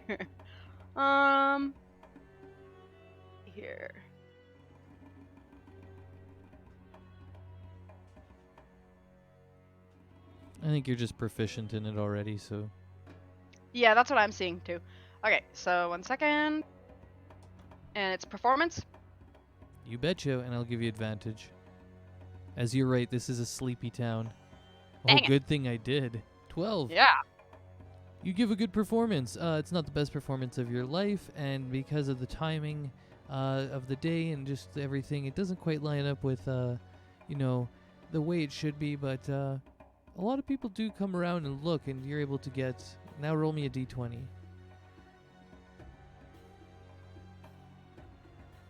A couple gold. All right, sounds about right. You get 2 gold pieces tossed into the you know how you put that thing down?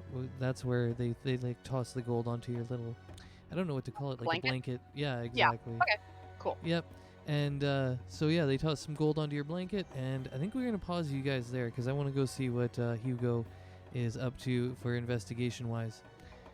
Sound good? Yep. All right. While they're waiting, they're performing. Hugo, you and Edward progress upward to the prison and the what do you call it? It's like the cop shop, I want to call it. But anyways, yeah, you get there and there's like a reception area, and you get to a young kind of female secretary type person. And she's like, how can I help you? Oh, yeah, our friend Bella, she's been reported missing, and I was curious if you had any information that might help locate her. Belle, Or just any Belle, information at all. Do you have a last name? And you would know her last name. I'm just gonna go get it quickly. We'll just say you know her Vale. last name, and you provide it. If you want to look up the NPCs, they are in the NPCs thing. I'm just gonna go there. Bellatrix Vale. Vale. Oh yes, Bellatrix Vale. That's the name that I created. Anyways, yeah, let me go look through stuff. And she kind of like goes back and looks through some things. And she gets a small little file. And she's like, oh yeah, I have some notes here. It says that yesterday Damien came by, a man named Damien, and reported her missing. Says she went to Asgard Peaks. That's about all I have. Is that helpful? Well, it was just a double check, really. I mean, I was curious if anyone had been sent out, or if, you had any more information, or anything to that effect, because we're going to go out and look for her, so, It says here it's under investigation, but it doesn't really have any more details. That's not a problem. We'll go investigate it ourselves as well, okay? Alright, sounds good. And she kind of like sits back to her desk and, yeah, she kind of like gets to the next person in line. Yeah, I'll just kind of... Well, I guess that confirms things. Right. Let's get back to the market. And as you guys go to leave, an older gentleman kind of comes down from the top layers of the cop shop.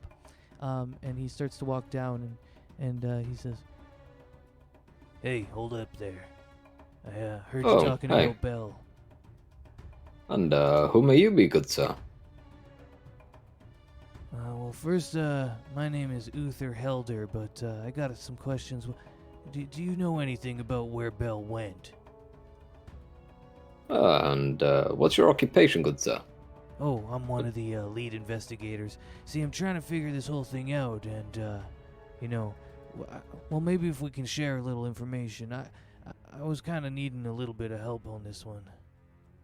Oh, in which case she'll probably know the same as what we know, if not more. So if you could divulge what information you know, that would be greatly appreciated.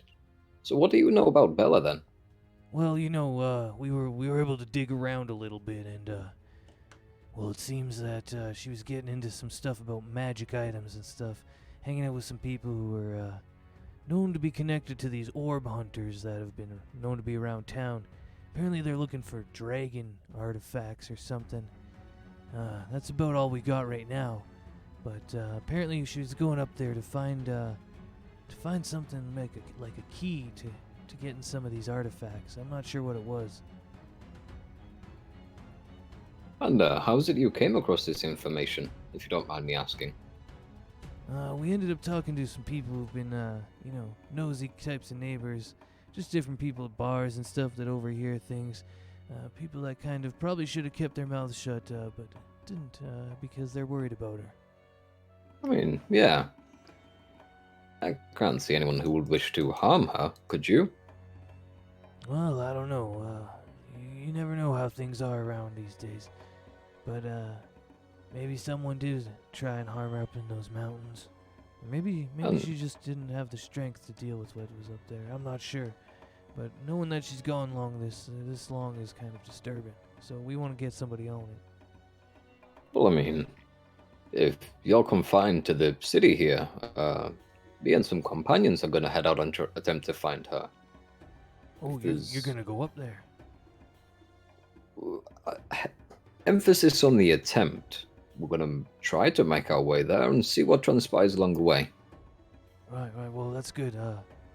Yeah, I haven't had any men that I could get stationed out there, so, well, you know what? We're gonna dig around here, so while you guys are gone, maybe we can find a little something, and, we'll all work together. I mean, it sounds like a plan. And did you find out if she went alone or did she go with a group of people?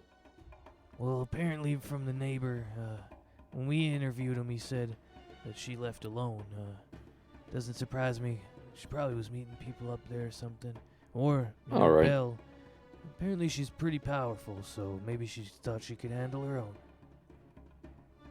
Well, I appreciate the information, good sir. You've certainly enlightened us. Alright, yeah, and if you can do the same when you get back, I'd appreciate it. Yeah, I'll keep you informed of anything that, happens. Okay, Sounds good. you take care now. Bye-bye. Alright, he heads back up the stairs. I've put Earth Helder there for you. He's the lead officer. Into Torgby, the NPCs. Yeah, as you leave, you guys head back to the marketplace, or is there something you want to do first? No, Manea's, she's gonna, like, kind of curse under her breath, and she's gonna be like, cheap people. Alright, yeah, I was, so Hugo, you're all good at the police station? Yes. Do you wanna? Is all the information in that bio of Earth Helder known to us? All the information about Belle? No, in Earth Helder, there's some information in his bio if you wanna hide it. Oh, whoa.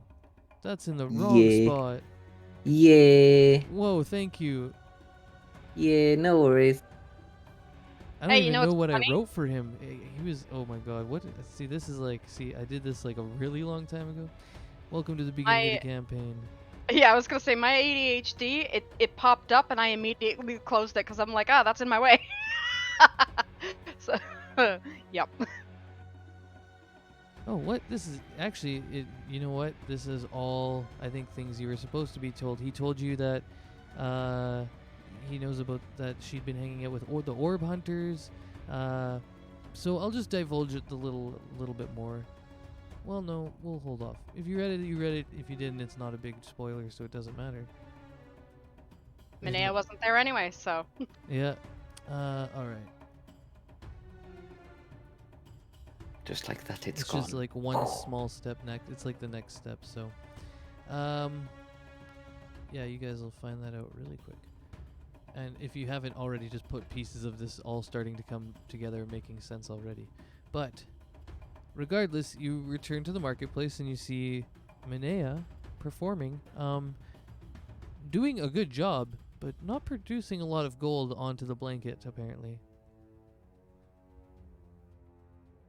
I was kind of So she's dancing, correct? Yeah, you can go ahead and explain it again, Manea. I'm sure you'd do a much better job than I would, so. Yeah, so it's essentially kind of like exotic dancing, but with swords. So she usually has them on the ground on top of her blanket for the first part, so it's kind of a little bit like Highland dancing, if you've ever seen that. A lot of dancing around the swords, and then she'll kind of like pick them up and like clang them together every once in a while to create either sparks or just the sound of the clang, as she kind of like dances a story of like kind of like fighting or a battle or something like that, but usually it depends on the crowd. Right now, it seems like the crowd's kind of meh, so she's not really putting too much effort into it, but it is very much like stripper meets Celtic dancing. Okay. That was perfect. That was great. Hugo will just come and start clapping. Carson's Wow. like leaning up against the tree, looking all cool, well, attempting to look all cool. But he's enjoying it. Well, we've found out some more information that might be useful. Bella! What'd you find No, out? not Bella. Fuck. I'm reading notes while trying to speak.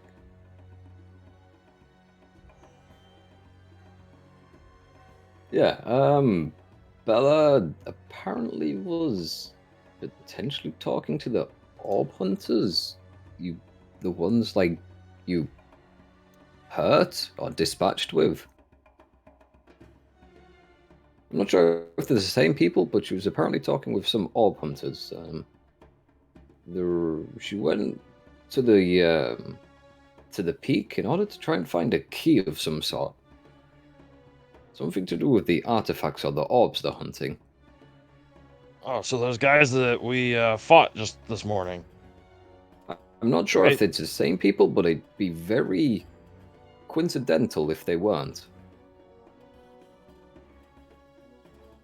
Yeah, apparently One she guy was was gone to look for a big. key related to artifacts or something of the like. Does that ring a bell, or... I mean, I just came to town because I got this letter coming looking for work. I honestly don't really know Bill that well. Oh, So, okay. I mean, I don't know, man, but No worries, no yeah. worries. But yeah, so it looks like we've got a bit more information to work with, which is good. Does Manea, anyone she go just on? kind of like, yeah, she just kind of like puts her swords back onto her back and she goes, huh. Wait, you guys fought somebody this morning? And she just kind of like turns over to Parson. Oh yeah, so yesterday Edward over here fought in the gladiatorial fights and he won. And the guy that he beat wasn't real happy about being beat, so he came back after us this morning with a friend. And there was a magic thing. I'm not sure who did it. One of the two of them. He points at Edward and Dryia. Charmed him or something. He went and turned himself in. And the other guy, he's kind of dead. Manea laughs and she's like, oh, haha, well, serves him right, I guess. But, oh, okay, well, then. This is getting interesting then. And she like picks up the blanket and just kind of like shakes it off. Or she picks up the 2 gold she got, just kind of like rolls her eyes, puts it in her clutch, shakes off the blanket and like wraps it back around her waist. Dry kind of looks up. She's like, I just want to say that I didn't really mean to kill him. She turns Right, and it is was like, self-defense. it's all good, sweetie.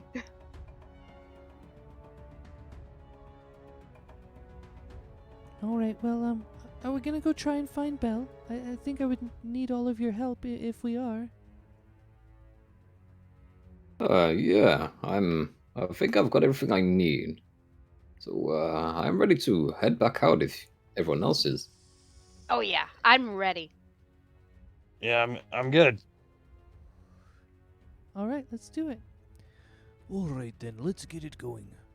And we'll take our mid-session break. Whew. Perfect timing. All right. So, everyone take 5 minutes, do a little bathroom break, get some water. I got to do all those things. So, I'll be back, BRB, and yeah, we'll hit it up right away. Sounds good. Same, BRB.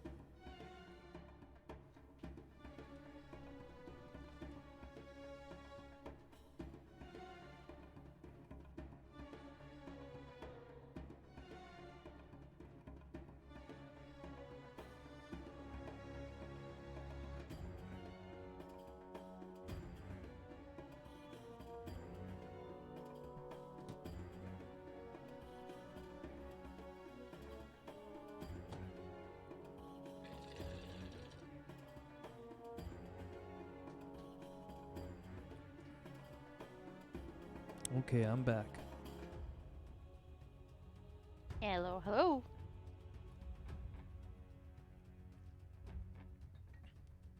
I was just reading into the things that I have, so I'm a little bit more aware of it.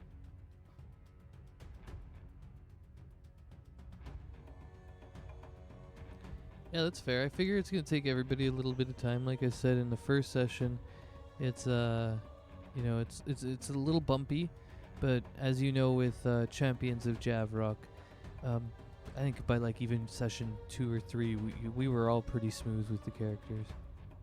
Oh yeah, for sure. The best thing is you guys are already just like flowing like a river with the RP, so it's good.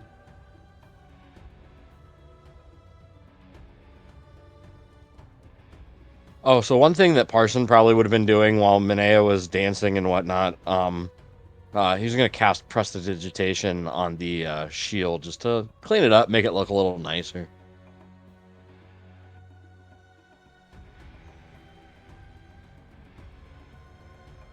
Shiny shield, shiny shield. You wait till my character tomorrow. You want to talk about shiny shields? My rabbit prince man.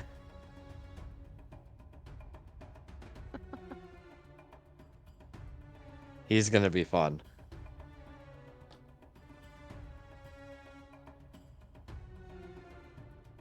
Yeah, I still gotta set that up. But I'm gonna be another bard. But it's gonna be a different bard. I think it's funny we're going to an island full of reptiles and I'm playing a giant rodent. Right? Frig. That actually sounds like the premise of just some sort of really good movie. It does. I've been wanting to play like a Harengon character for a while, and I figured this was as good a time as any. Yeah, I think my next purchase will be the one that has, I think it's Mordekainen's Tome of Everything. I don't know, but it's got all the Tome of Foes. Is that it? It's got all 30 races and Oh, stuff. yeah. Yeah. Yeah. It's actually one of the few books I don't have. Well, if you have a bunch of the other ones, you don't really need it, sort of. There's a lot of duplication, isn't there? Yeah. I bought Volos so I could make goblins, because I have a weird obsession with goblins. So, I've been playing a lot of Magic, and I made a new commander, and it's a Volo commander. It's so good.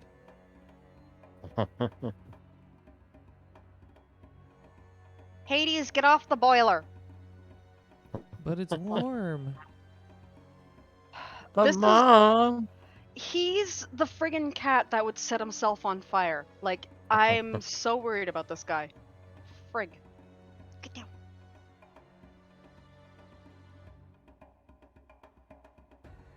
My cat's just having a groom session. I woke it up when I went for my little break.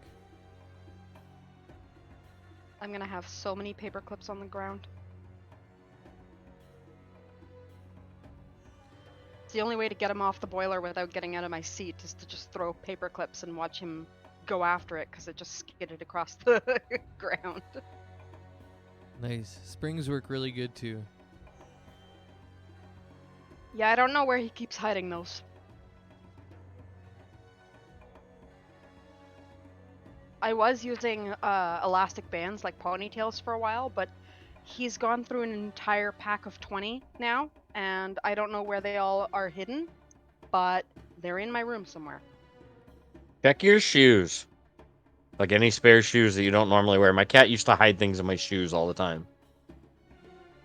Yeah, I think they would be in shoes if I had any down here, but I do not. No. So now I'm like, well, where the hell? My cat's beat everything under everything. Couch, TV stand, coffee table, fridge, oven, into like freaking closets. It's crazy.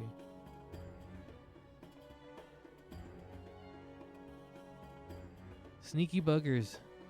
Right? I've been trying to find I might actually have to use my actual laptop for it, but apparently when cats bug you at your keyboard, if you set up like a laptop that you don't really care about, like an old broken laptop, and just turn it on, they will go sit on that laptop instead because they're trying to mimic you. Yeah, I've heard that. I gotta try that out. I'm gonna have to, because Hades is like all over me. I don't have it anymore, but I used to have an iPad, and there was like a game by Friskies that was like, it looked like an aquarium, and like if the cats Yeah! like batted at the fish would like move or like run away or hide. And Damien used to play that game all the time. He was so good at it. That sounds I amazing. Yeah, I couldn't find it at the time, so I ended up just kind of putting I typed in YouTube fish, like Yeah. fish aquarium thing, and I had my drawing tablet at the time, and because it was a monitor type drawing tablet, I just turned that on, and Huh. that's how I had Hades not bug me for a while. Was I would just turn that on, and he would basically watch and paw at the friggin' other screen while I did my stuff on my main screen. But yeah, I sold that because I was like, I'm not using this nearly as much as I want to, so... Yeah, there's a lot of times I really miss having a cat, but I do not miss cleaning litter boxes and that type of thing.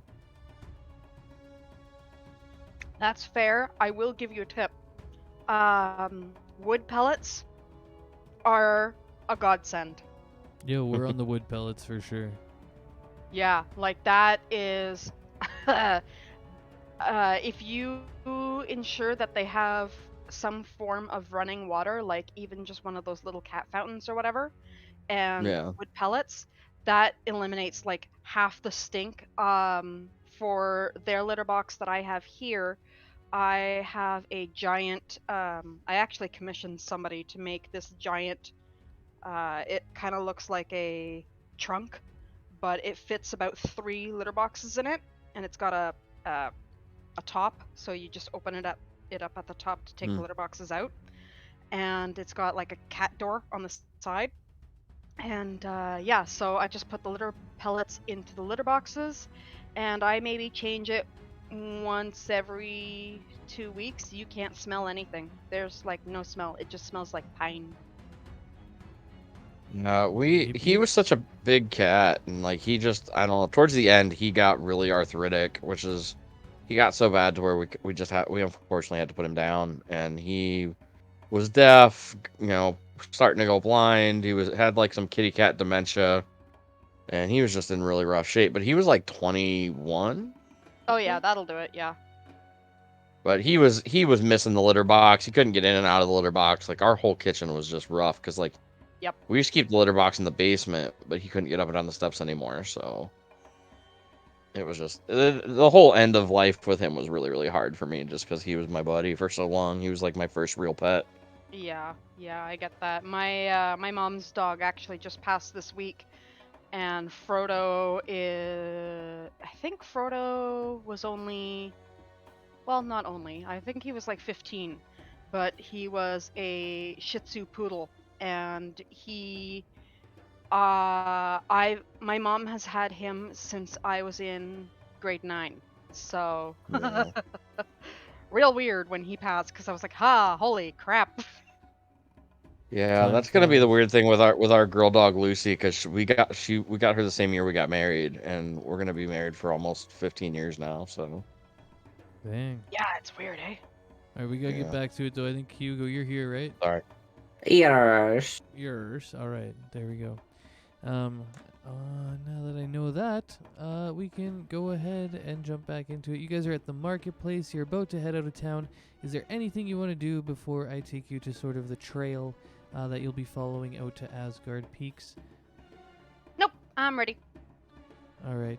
I'm I also ready. I'm wanted to ready. do a thing quickly. Everyone roll a d20. This is a map check to see if anybody has a map out of you three. You two do, and Parson does not. Parson, you probably just know this world well enough.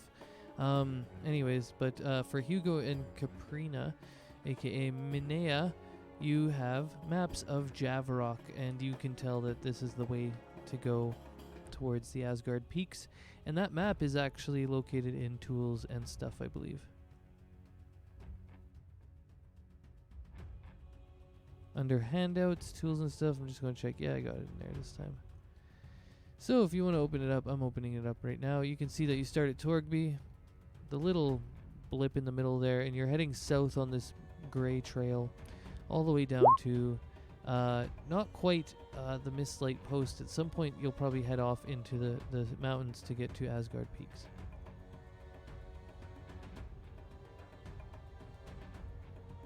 Okay. Are you guys ready to go over to the new map?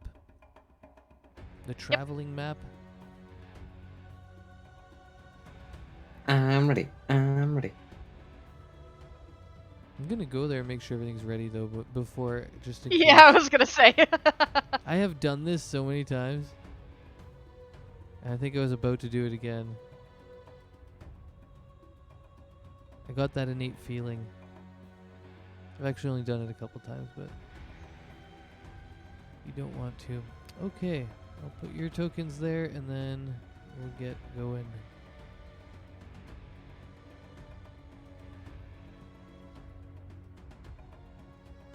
I did it. Woo! No spoilers. Welcome to the road out of town. Okay, so you guys left around noon because you took some time in the morning to do some investigations and stuff like that. So I'd say, yeah, it's kind of like noon, afternoon, mid-noon, I don't know, around that time. And you guys are traveling along. I'm gonna get you all to roll perception checks at the beginning of this, but you guys travel for about, a couple hours into the forest. You know, Torgby's way off in the distance in the background. You're traveling through like sort of a sparse forest right now. The trees are very large. They stand well above you, 30 to 40 feet, huge trees. And yeah, you guys are just headed southwest.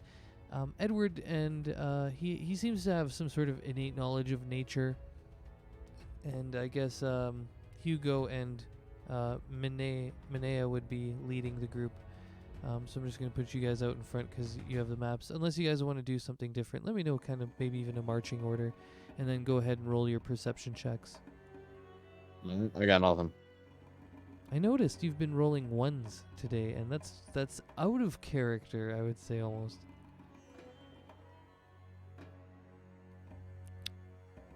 Alright, yeah, here we go. So, 22 and 27, both very good rolls. As you guys are traveling, you start to feel the ground rumble a bit. And the tremors, they seem to be coming in rhythmic patterns.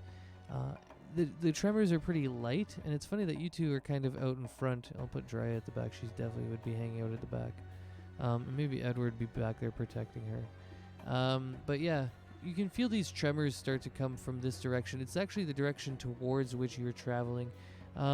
They also seem to be coming maybe just like come from the sides, maybe.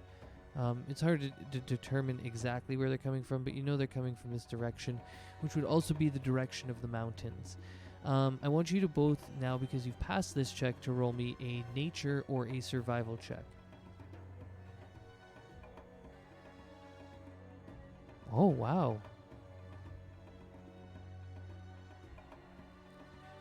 I'll just wait for Mine's to come through, but if it doesn't pass, we'll just go with that nat 20.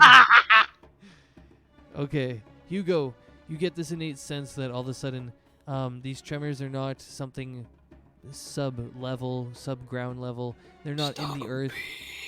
They're actually some of the primal beasts you had heard about. You're not sure what primal beasts they are, but you can feel that they're coming quickly. And you have enough time probably just to alert everyone before they're going to be coming upon you, because these tremors are now starting to grow faster and faster. There appears to be a stampede coming. Don't know how many, but just, make yourself ready. Coming With from a that nat direction. 20, I'll give you that there are 3 huge beasts. You're not exactly sure which ones, but they're bearing down upon you, and they're all coming from this direction. Estimate there to be 3, maybe more. Just make Alright. yourselves ready, as he says, stepping Um, back. Sounds good. 1 second. Yeah, take up to like your movement heck- if you want to reposition. Let the me know heck? what you're Oh, thinking yeah. while because you've earned this. You've earned this sort of perception time round here. I don't have control of my token. That would be a common new game thing. Yep. Right? All right. Can you see where I'm pinging? Oh, because we made Yes, a the new tree. 2.0 sheet and it was tied to your sheet that I deleted. Are you pinging the tree? Yeah, I was gonna say Minea is going to immediately jump into the tree. So what do I use for that? Acrobatics, or I'll give you athletics as if you're really beefy, you can just toss yourself up there. But let me know what you're thinking.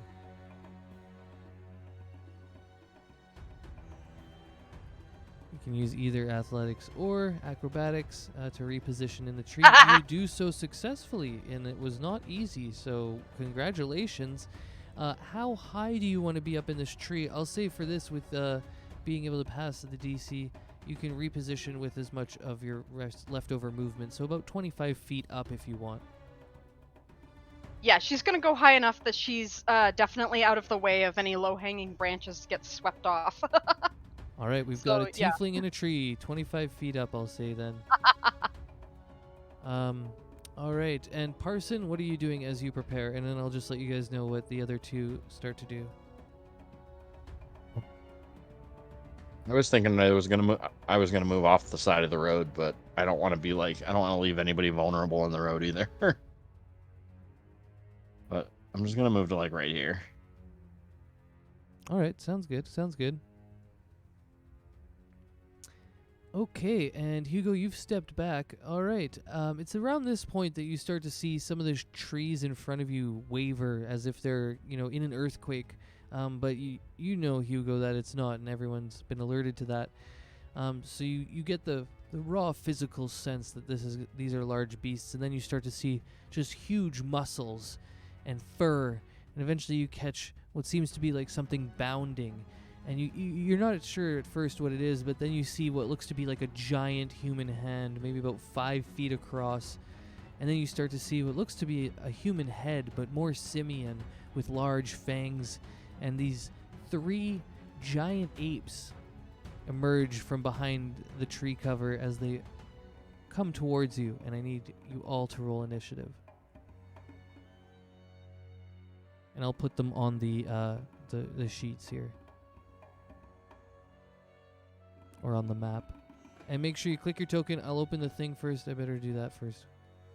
I didn't open the turnover. Well, that was a good roll. I don't know if it's going to go in. You're going to have to click it, re-roll it, and then I'll change it. I'll do it again. Or you can change it too, I think. Oh, hey, no, It went in. It worked. Bingo, bango. Yes, it's pretty good for that. Oh. It remembers. All right, let me go to my secret layer, which apparently I've not been working on enough lately because I've just been like, this is a new campaign. Okay. All right, I got to move them back to the edges. 1 sec, I was doing some mathematics earlier.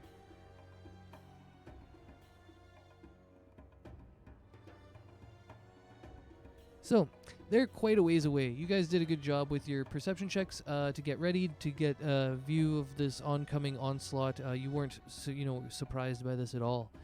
There we go. All right, so now I got to roll these guys. Hold up. Wait a minute. Hold up. Wait.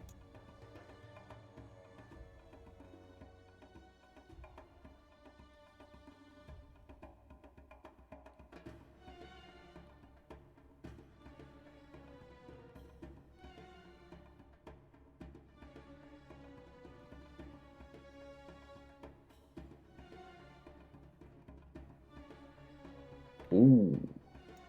Monkey. I gotta make sure I do this right. All right, there we go. I got it. And just one more monkey. Yeah, and make sure I'm why? clicking the right token to make sure they all get it right. Okay. Some big old monkeys. Let's see how we do here. Good point. Oh, wait, I thought I Oh, renamed they it. didn't. You guys rolled really well. Oh, Yes. I didn't even really think about it. I was like, I can't wait. I got 21s, I got 17s. I can't wait, but I gotta wait 2 turns. Okay, I will wait. Hugo, you see these monkeys coming at you. What you thinking? They're 15 feet tall and they're brown, furry, and looking real angry. I reach into my pocket, pull out my focus, and begin to mutter and make some. No, I don't mutter. I just make some nice, pretty shapes. As I will make some bananas. Well, I say bananas. It's what I'd like to describe as bananas. Is that in a 30-foot? Oh, come on. It's literally going to the edge of the map here, so it's hard to draw. No. That's a 30-foot cube. You agree? Yep, that's great. Good. In which case, I will then cast Hypnotic Pattern on the monkey. On the Oh, 2 geez. monkeys. All right, let's see if they're smart. Right? Intelligence? Oh no, it's wisdom. Weird. Okay. All right. Yeah, it's wisdom. It's not even like it's illusion, but it's wisdom. All right, let's go. As I try to make these dancing bananas appear above them. Wow, one of them was not fooled by the bananas. They thought bananas? No, human flesh is much better. And the other one was like, actually, I'm a vegan, so this is working out pretty good.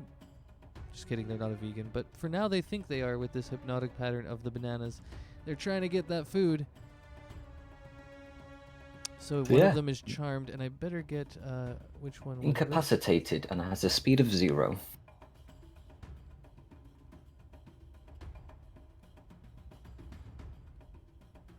As I shall Alright. begin I'm gonna concentrating on the put spell. a effect on it. So I don't think we have covered effects too much, but usually I just declare what effect it is. And so I'm just gonna put him as sleepy. I don't know why, but I'm feeling, he's incapacitated. He's like fucked up. All right. Yep. That's that one there. Anything else that would be your action movement? I see. I you've just gone move back a now. little bit and I Oh, well, I think I've managed to take one out. I'll leave the other 2 for you. Wonderful. And that's my turn. And then that will be Parson, as you see the other 2 coming towards you. The one of them on the very far left of your vantage point has stopped. Cool. So the only spell that actually will reach that far is gonna be at this big guy down here. Why can't I ping? Is it pinging? I think you're on measure. Oh, because I'm an idiot and I'm on measure. It's okay. I just There we go. So I'm gonna firebolt that guy.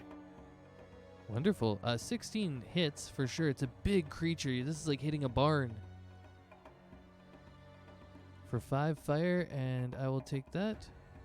Let me just review my sheet to make sure that it is not resistant. But It's I will not take linked. that. I don't think it would be. And then anything else? No, I'm not gonna do anything else because they're gonna be moving up on us, so I'm not gonna move forward. Let's stay right where I'm Sounds at. good. Yep. Sounds like a good time. All right. Yeah, that did ring true. That fire damage. It burns the skin, revealing some of that muscly flesh. 21. Which one is this? Oh, the one. No, he's incapacitated. So let's go back to Yeah, this. sleepy one. Yeah. Does he get it at the end of his turn? Nope.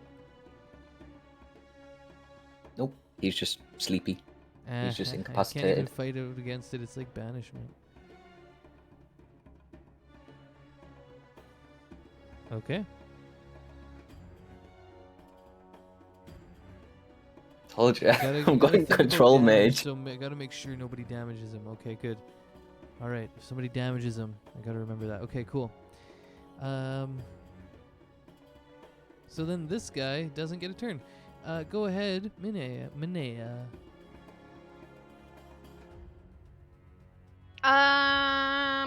One second. I'm just taking a quick look at the distances here.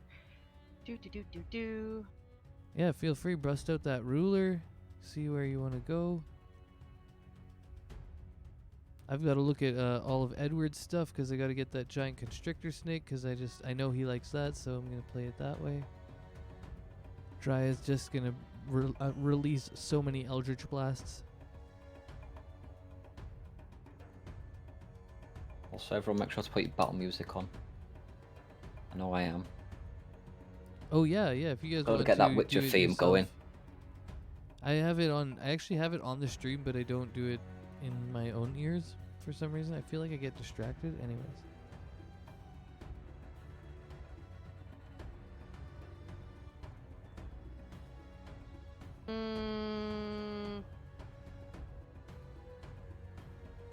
You see one of these apes is kind of like just like playing with an imaginary banana, it seems.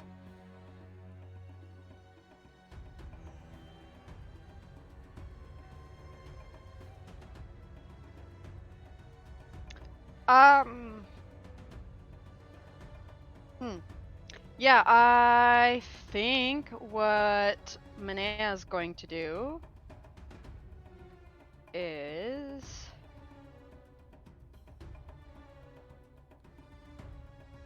Ponder. exactly.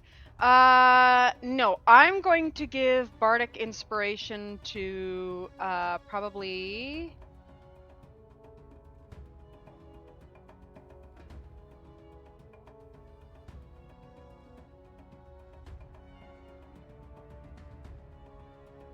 It's okay, I understand that this is like your first spellcaster, so take your time, read what you need to.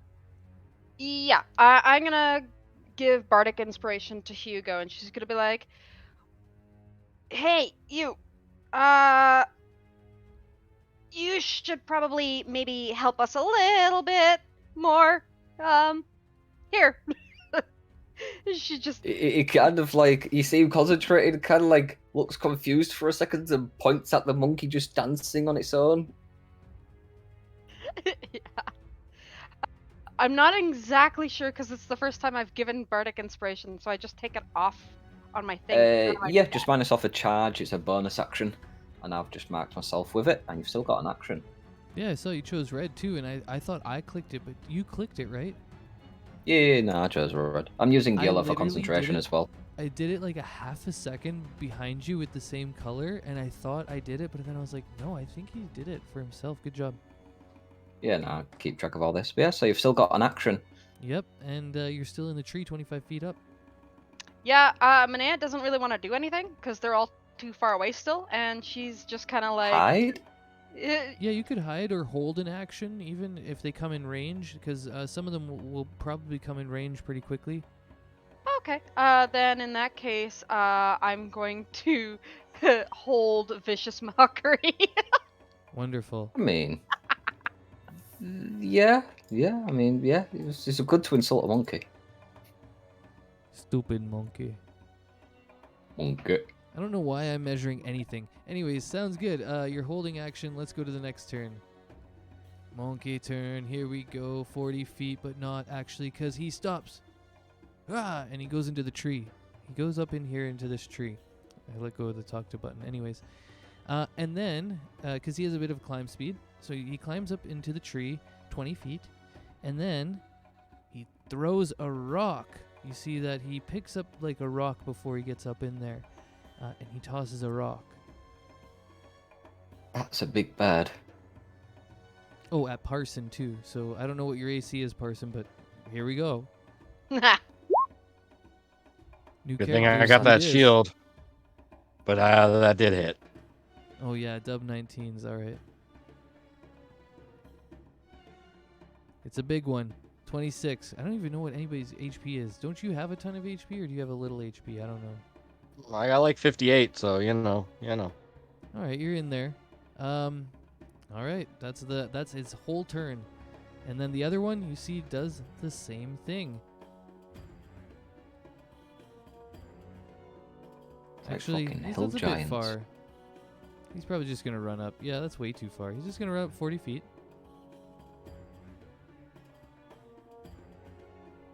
And then he he's can go gonna- one more square. Okay.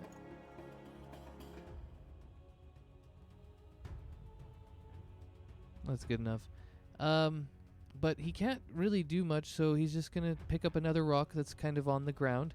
And this one will be going at the tiefling in the tree. However, I'm going to give you a bit of cover, so you'll have the Also, one that gives tiefling in the +2. tree. What's the range on vicious mockery?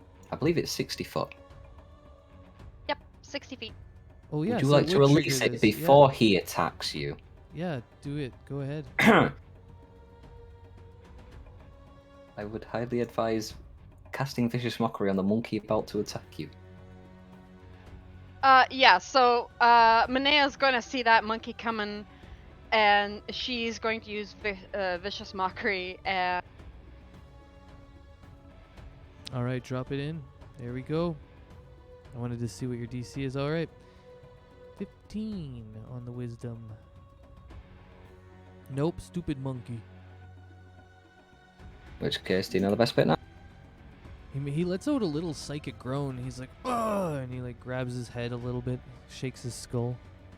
yeah, she's going to be like, are you always this stupid, or are you making a special effort for us today? All right, and then it's gonna try and toss a rock back at you. With disadvantage now. Yep. Isn't that just on checks? Let me just quickly read this. On the next attack roll, which is why I was heavily. Oh, it is attack Incentive, roll. I thought yeah. it was check. All right, Nope. let's do it. All right, disadvantage. Hex and is you check. have extra because I gave you cover. So this is gonna be. We'll see. It's a strong monkey. Oh, and what's your AC? It beats. Oh my God, it still beats with a 19. Strong monkey. We tried to help you. You take 28 bludgeoning damage though. So you will be down to. I think you're at like 16. Heavy hits.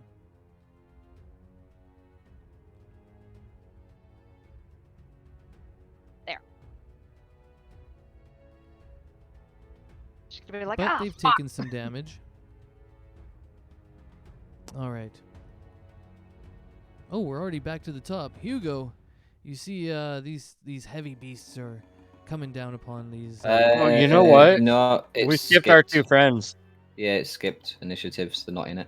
Oh yeah, I didn't even roll them. I'm so not used to PC control. Okay, one sec. Want me to I'll take roll them control of one? in. Oh no, because I'll be able to see the sheet. Is there anything confidential on their sheets? I don't know. I think I'll just because I know what they're gonna do. So one sec.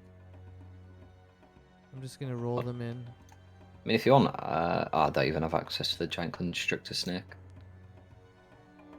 Yeah, it would just take a long time to get it all lined up, I think.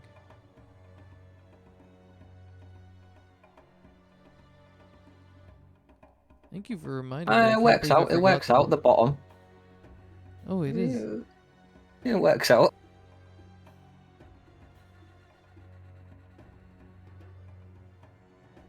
So many sheets now. All right.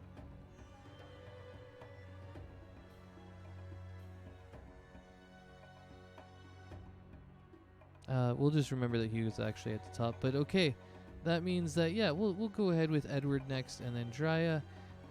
Edward can move, bonus action, wild shape, and he's gonna conjure his snake. So there's gonna be 2 snakes, and then, but I don't think he'll reach anybody.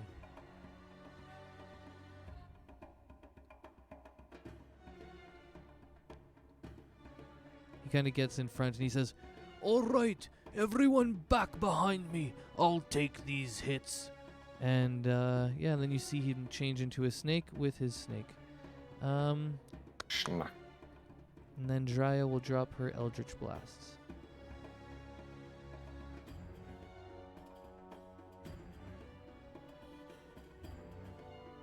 At the monkey on the ground.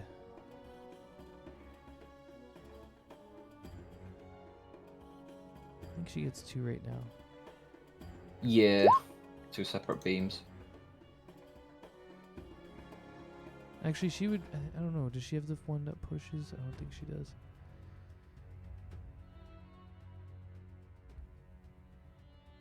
Nope, just the one that does extra damage. Okay, cool. So 2 hit into this guy. You see the bolts both land squarely for 16 damage.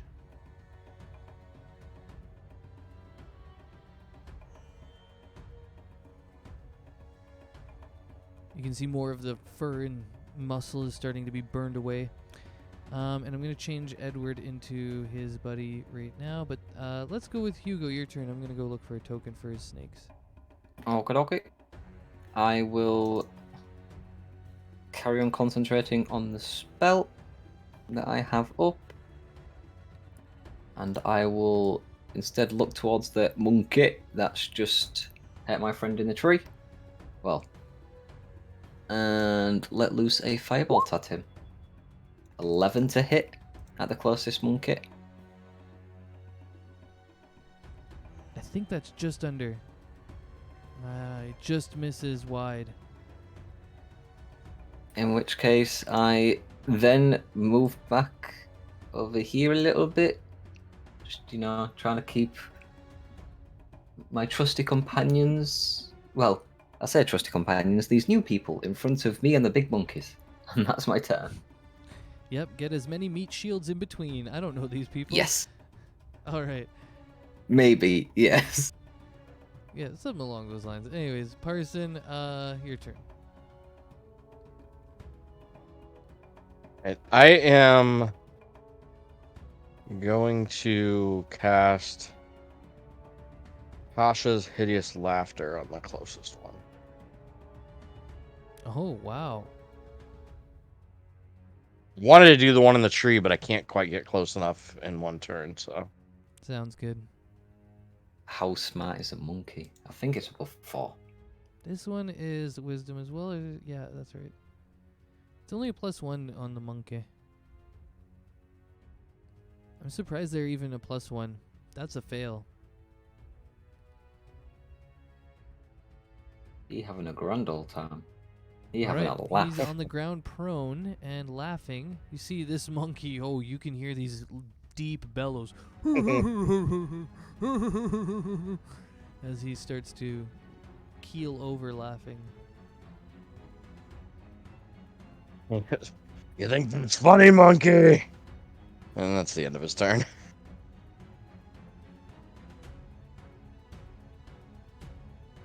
Alright, sounds good. This one is at the end of each of its turns. And each time it takes damage, it can wisdom throw. Okay. Now, Monkey. This one's still incapacitated, so we go to Minnie, or Minea. Cool. Alright, so after getting hit with a friggin' rock, Minea's probably kind of pissed. So she's going to do Hellish Rebuke on the closest monkey. You can't, unfortunately. I think that's, yeah, just a reaction. But she's already used it to release her held action. Yeah, but you would get it back at the beginning of your turn, but you have to use your but it's reaction on on somebody being hit. else's turn, and it's upon when they hit you. Yeah, there's No, a you bunch can of use your things. action on your turn. It's when you're hit. Oh, okay, yeah. Oh, that's I'm the prop. confused. Why is it No, in it's my okay. spells? No, I'm looking at my spells, and I don't know why it's in there then as a spell. No. It's because it's a race one. It's pretty much if you weren't holding your action. Well, you can cast it while your action is held. It's just you wouldn't be able to use your held action then, basically. But because you use Vicious Mockery, it uses your reaction, and as such, then you can't use your Hellish Rebuke, which is a reaction upon being hit. Oh, I see. Okay, I thought I already used that though in the last turn. That's why I finally used the. Yep, you did. So Strat. on this new round, you can use it, but that will take your reaction, and you have to wait until you're hit by somebody else. Yeah, because basically you've already been hit. Yeah, but you can use all your other stuff, all your regular actions and bonus actions. Yeah, and yeah. stuff. All right. I'm just gonna use Thunder Wave then. Oh, okay. Thunder Wave, I think. Ooh. That's, Yeah, I think you that's more like close range. That's Yeah, I'm not sure this right is, like- next to you. Yeah, ping that one out. I was gonna say you have to be pretty close, and it's a cube. You can put the cube where you want, but it's within a certain range. So. Yeah, it's pretty much you do it out in front of you, basically. Oh, it is I think range it's self. Yeah, I remember there. Yeah. It was. I was like, is it 20 feet? No, it's only a 15-foot cube.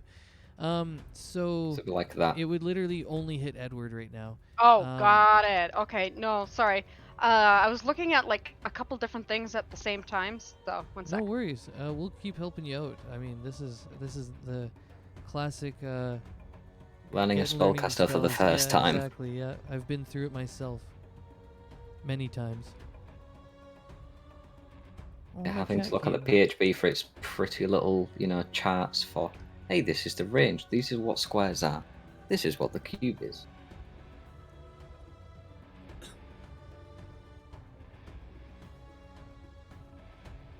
Yep, just choosing between two here before I say it. No worries. But what is it you're thinking of? Yeah, maybe give us a hint. Between darkness and cloud of daggers. Okay, darkness might affect other people in the area, but that might be Maybe. really good too. You never know. I mean, Cloud of Daggers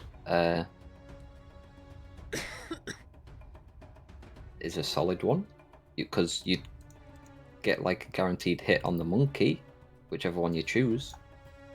So pretty much if you casted it, you'd be able to force the monkey out of the tree. It's a 60-foot one. So you'd this monkey basically. Yeah, you can get the one on the ground, start cutting him up with daggers. It Yeah, I'll just do cloud of daggers then. Okay, sounds good. And always make sure you're also reducing your spells. That was something I would forget to do. So make sure you're taking how many spells slots you have out each time you're doing this. So you're doing this at second level, right? Yep. Yep. All right. Go ahead and you can roll it into the chat, and we'll see. It'll have damage there for you.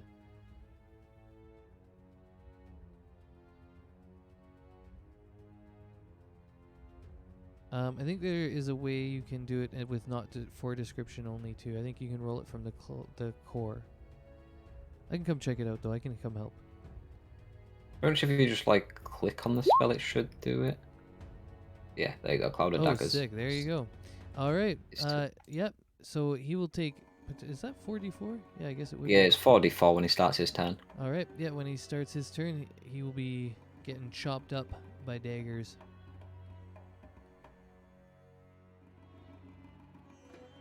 Not bad, not bad. I guess 9 damage is over the average. So, all right. That was your action. You still have a bonus action and movements if you want them.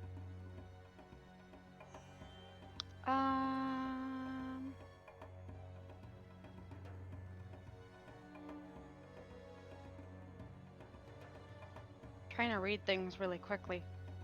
Fair enough. Bardic Inspiration, is that something Bonus. I use as a bonus? Yeah? Yeah. Yep. Cool. Gonna give one of those to probably Parson? Yeah, Parson's next. So yeah. Sounds good. When it comes to Bardic Inspiration, I know. You get like a pool of them per short rest, basically. Yeah, I know that Beryl in our other game would like usually say something, but how does it usually look? Because I haven't actually ever often seen a bard give Bardic Inspiration without some kind of thing that they It's would up to say you. or whatever. Yeah, I mean, you can add flair any way you want, but I will say that as a bard, all of your magic is surrounded around the nature of sound and that whole thing. So your magic is tied to the vibrations of sound. There's certain spells that if the creature can't hear, it won't work. So I would say that, if you want to add flair, just keep in mind that usually the like music or speaking, there's like, bards that are good at telling stories or being good orators. All of that would kind of fit into giving bardic inspiration, I would say. Or making jokes. I mean, sometimes even just getting to bust a guy's balls, he's kind of like that, Got it. Okay. Okay, one sec. Yeah, so then she's gonna give Bardic Inspiration to Parson when he comes back, and she's just kind of like joke around about fucking the monkeys up. Sounds good. Well, I will take the turns in between that time.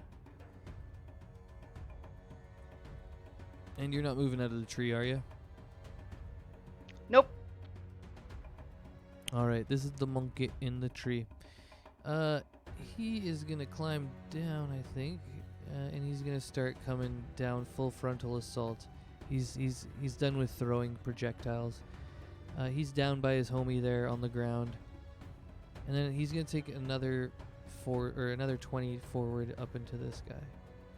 He's gonna use his action to dash.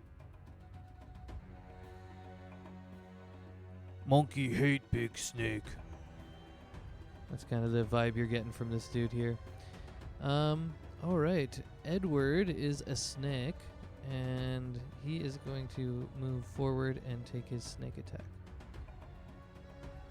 And I'm just going to run the initiative of the other snake on him. Yep. So it'll be 2 snake attacks on both dudes respectively, and the other one is prone, so the first one will come at an advantage from Edward. Oh, I gotta click the giant constrictor. It's not on his sheet. Alright, let's go. And he's gonna do the constrict thing. At advantage, first one.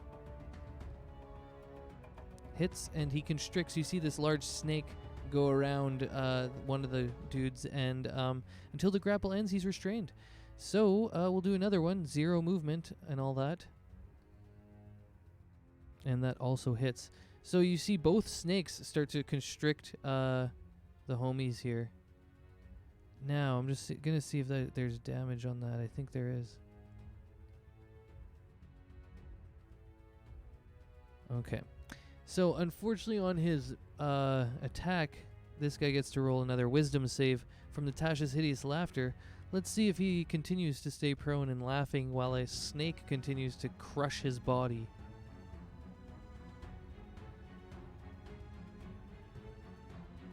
He does. He thinks He thinks it's finds it very hilarious. amusing. What the fuck? That's so macabre. I didn't know we were going down that road today. All right. Crazy, insane monkey getting crushed to death currently. 0 movement on both of them. I'm just going to go ahead and just put, I don't know, some sort of chains on them or something. All right, now I will go to Monkey's turn, and Monkey gets to try on the end of his turn to get out. So Giant Ape will do that. Another wisdom save. Continues to think it's funny. Loses his turn. We'll just keep ripping through it. Drya now doing the same thing. 2 bolts.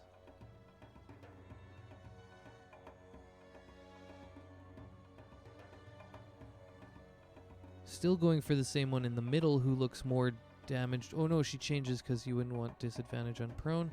Changes over, hits both. For 21 damage on the other one, they're both now looking like they've taken some damage, and we are back to the top, and we'll go with Hugo first. I'll just drag you up top first. Hugo is going to target the one in the middle. The one who's not prone. He's going to let loose a firebolt at it. Hitting. Definitely hitting, yep. Scorching the side of its arm for 15 fire damage. Good damage too. Okay. He's just going to shout, "Oh, good work, guys! Keep it up! Keep it up! I'll keep the other one engaged." As he points to the other one still dancing with the banana. I love it. I am just calculating the last of the damages right now. No worries. We're making sure they're all getting counted as we move. So, that catches us up, and that was your action. Anything else? Yep. Nope, I'm good. We'll go to Parson. You see the snakes, they're doing their jobs. Well, I'll put their little things on to status, but what are you doing?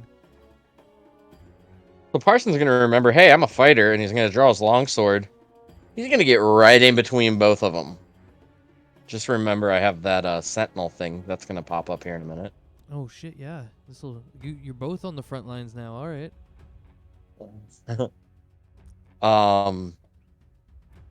And the one above me, I will take 2 swings at.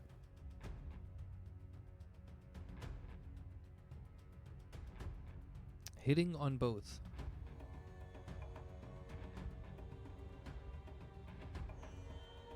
All right. Let's see. You've got total of 9 and 7 is 16. Jeez Louise. 16 damage to this guy. This one at the top now is starting to look really cut up. The last little barrage of all your guys' magic and blades essentially has started to make him bleed all over as the constriction continues to happen. All right, and that will be my my turn. Sounds good to me. Big boy battle has turned into big baby battle as they continue to rile on the ground and just be doofuses. Minea, go ahead.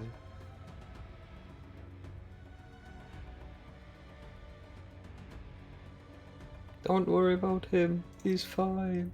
You can see that one is like pretending to eat a banana. He's like, oh, he stopped moving a long time ago.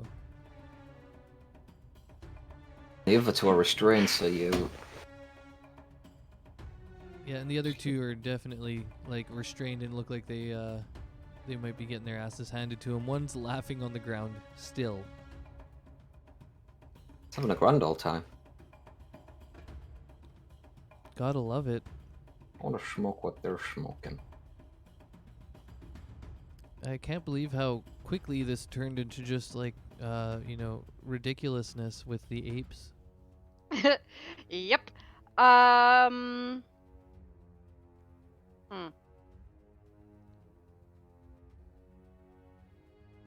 was like, they're gonna be so serious, big and strong. Scary monkeys. They hit hard. Maybe they'll even run. Oh no, they're on their back laughing. Oh, okay. I mean, Yep. Nope. this is the point of my character, though. Yeah. Oh, I love it. Yeah, and I figured this would be a good starter. So. I don't do damage. Blah. Yeah. Minea's just going to insult one of the monkeys with vicious mockery. All right, I'll roll the wisdom save. I assume you're doing the one that seems like he's still got it with him, his brain together. Yep. That's a big fail. Roll me the damage for your vicious mockery.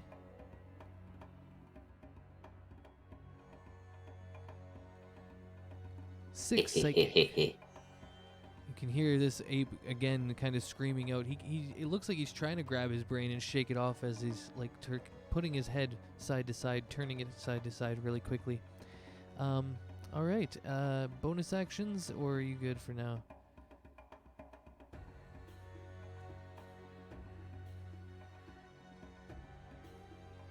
And you're still up in a tree. Are you good with being in the tree?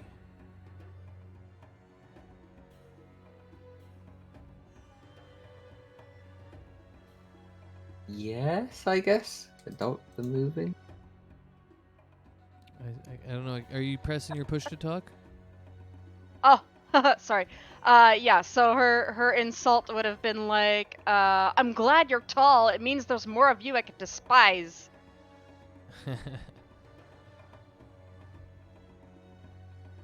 All right. And can I go to the next turn then? Yep. Okay. This guy, I believe, is going to try and break that grapple that the constrictor snake did. It is a DC 16. Let's go.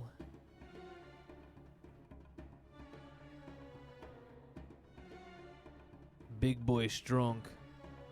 You see the ape is able to grab the head of the constrictor snake and pull it off him. I believe that does take his action. I will just go double check that. Yerp.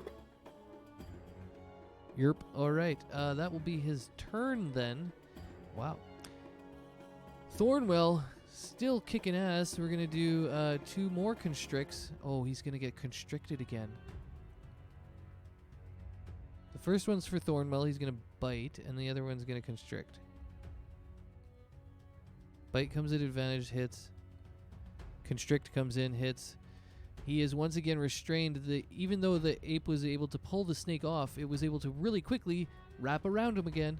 And you can see they're kind of locked in this dance step of trying to get the snake off, but then the snake comes and gets him again, and then he's got to do it again. And anyways, he's restrained again.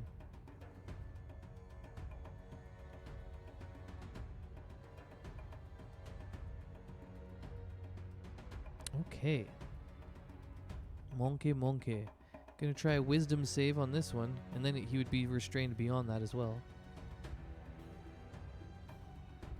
Fail. Continues to laugh, and a wisdom save for the damage as well. Continues to... Oh my god, guys, get up. Anyways. Drya is going to shoot some bolts, and then I'm going to tally up all this damage before we go back into Hugo's turn. Alright, those will both hit again because restrained, I believe it comes at advantage. I'll just double check that, but let's see. Yes. Yeah, I don't need to. Okay, you guys are starting to really melt this down. It looked like these guys would hit hard until these snakes came out and then really locked us down. Plus, you guys are really just fucking with their brains. Good job. You can realize they're not probably very smart, so... I'm going to do some damage add up quickly, and Hugo, you can start with your turn. I will attempt to attack the one that is getting messed the hell up. As long as he's not dead yet. No, getting very close to it, though. You guys have opened up a lot of different wounds. On both of them. 21 to hit for 4 points of fire damage. Haha! Haha! I love this. You guys are just like all chilling back, you know. Mine is slanging insults. We see bolts coming in every now and then. Some are Eldritch Blasts, some are Fire Bolts. Is that your turn? We can go to Parson? Yes. Okay, I'm just gotta get this last little bit of damage, which was all of Drya's turn. And that is 17. And then the 4 is 21. Okay, and Parson, your turn. Alright.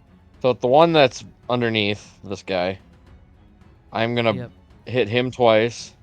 For the first strike, I'll use the Bardic Inspiration. Oh wait, I don't have to. I have advantage. Never mind. Because he's grappled, right? Yep. And he's prone. Prone melee attack people get advantage as well. Right. If somebody's on the ground, you can easily just put your blade in them. Dodge this, motherfucker. Alright, well. 2 more. Good thing we had advantage. Yeah, good thing. 2 more. Give me the damage on that as you're able to turn around from the other guy who looks like he's going to die pretty soon and start to deal some damage to the one on the ground here. I will roll 2 wisdom saves on each of those attacks. I don't even need to roll the second one. Okay, so the Tasha's hideous laughter does end.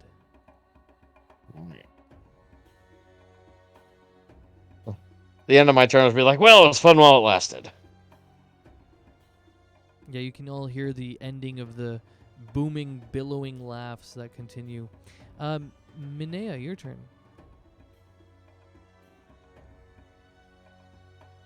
Let's see here.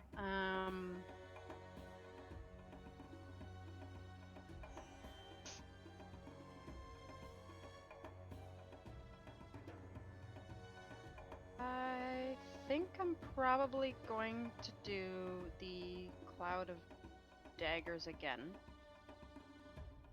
Oh, yeah, is that It should be concentration? active. I was just Yeah, about it's to say, is it? concentration.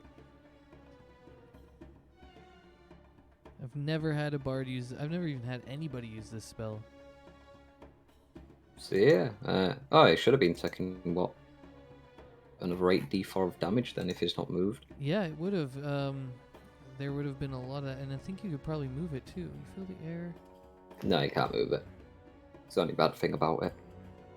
Okay, sounds good. So I'll take the damage of the last. I guess that would have been 2 rounds.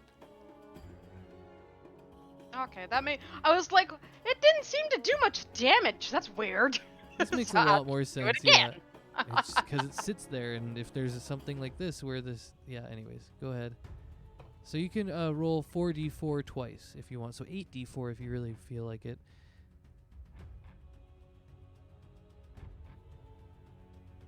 4d4. Yep, and then you can do that one, and then twice. You can just hit it again. So if you want. 44, 44. 44, 44. Keep saying it real fast. Yep, or you can type in that /roll command in the chat that I taught you, and then you can hit 8d4 after that, space 8d4.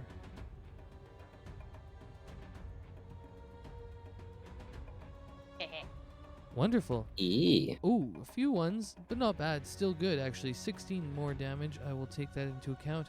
And all right. So what else are you up to on your turn? Which one's starting to look, kind of. The one above Damage. Parson, I would say, to the north. The top button. Okay. Then she's going to cast a vicious mockery at him. All right. Let's see how wise he can be. You guys are really hitting them on the wisdom. You guys figured that one out quick. Oh, aye. All right, here we go. All right. So she's going to just kind of like yell out at it. A wet cat is tougher than you. Oof. Oof. You can see a small tear start to form at the side of these bloodshot eyes, these giant bloodshot eyes. Okay, and you're staying in the tree, I assume? Yep. Slick ways. I am going to go ahead with some monkey stuff. So, try to pull the snake off again. Let's try that one.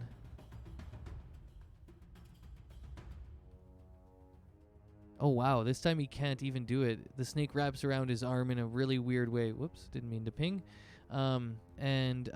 He can't really figure out a good fulcrum point to get the leverage to really get the strength of his muscles to work for him. He continues to remain restrained. And then we'll go to the constrictor attacks, the other dudes, and then we'll get back to Hugo.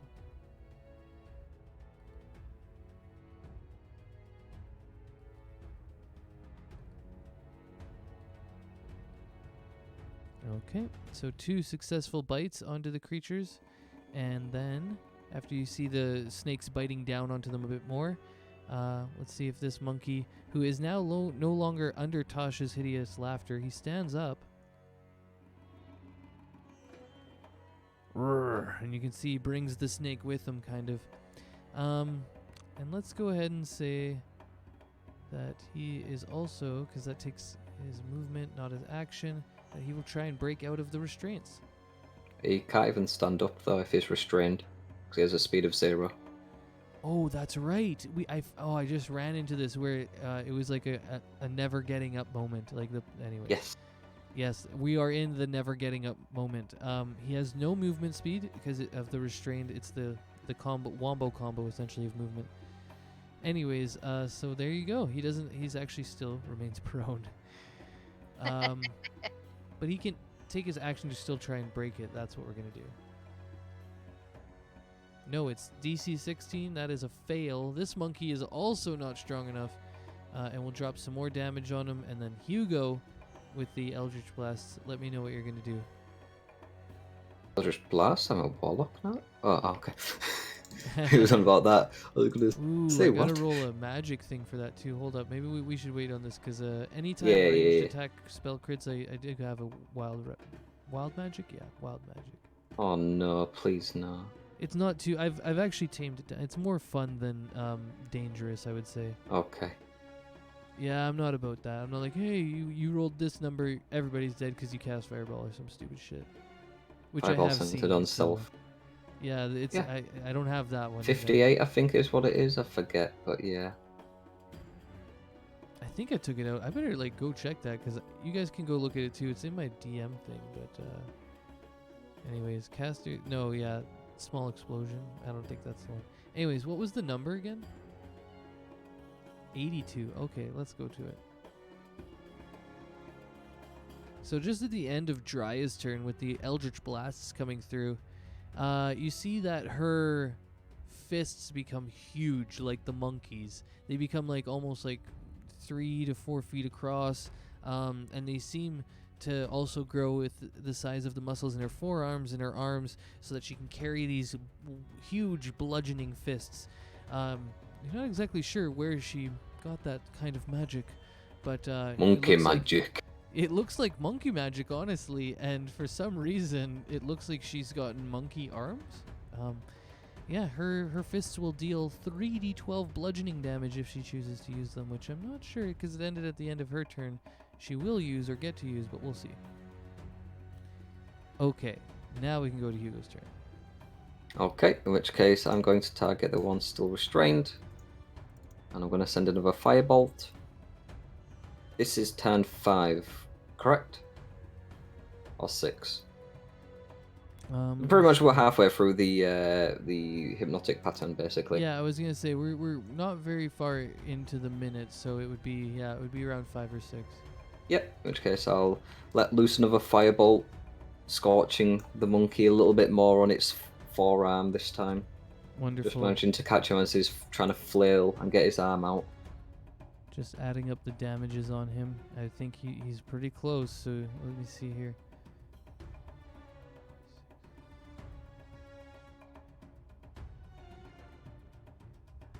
Yep, you do. You're able to finish it. So let me know how it looks. But pretty much as he's just trying to literally get out of the snake's grasp, he finally somehow manages to get an arm free and begins pulling himself up. But as he does, just this firebolt gets held across, engulfing the top half of his torso as he manages to just pull himself free, and then he just goes limp inside of the snake's embrace. Wonderful. You can see the snake already starting to release its tension and slither over to the other ape. All right. Can we move to Parson, or do you want to get a bit closer? Okay, let's go to Parson. All right, Parson, you saw that the bolts from all of your friends have now finally dropped one of the apes, and you can see this guy is no longer laughing in front of you on the ground. But he can't get up. In front of me, I'm going to take 2 swings at. With advantage, here we go. That's all going to hit. Give me 2 more. As you see, Parson is now just starting to continually slash this thing open. All right, 12 more and 9 more is 21.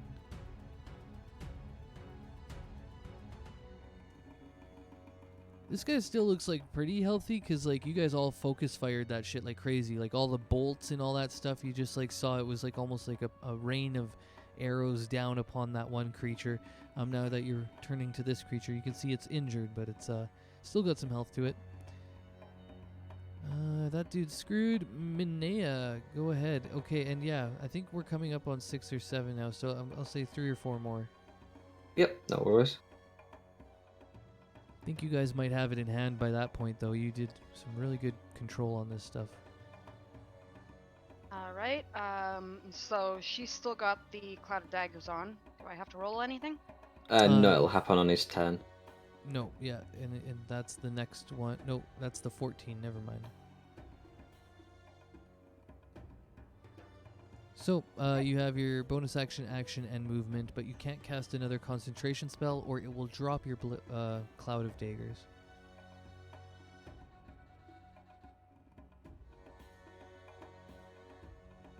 Got it.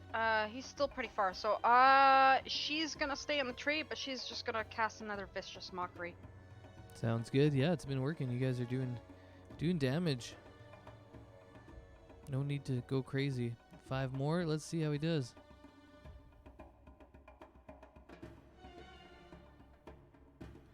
Fail. All right. That takes 5 more damage.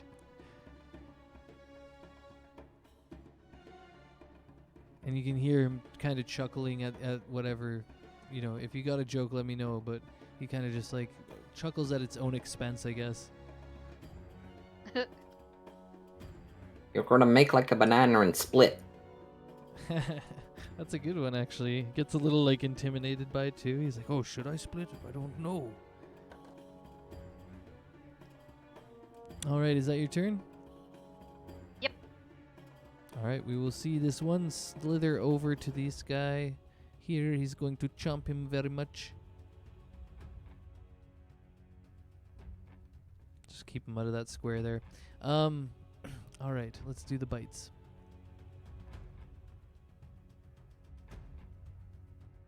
Both hit. We'll see if he's got the strength to get out. This time he does, and he can actually stand up because it used his action, so he does have some movement. You finally see the restraints end, and he stands up. Does not take the rest of its movement, though, as it is surrounded by 3 hostile creatures. Doesn't want to provoke too much. And then Drya will start to continue to put it down.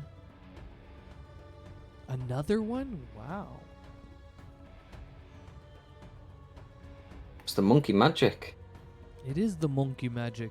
You can see her fists are just swollen with magic now as she seems to be channeling some sort of wild magic torrent.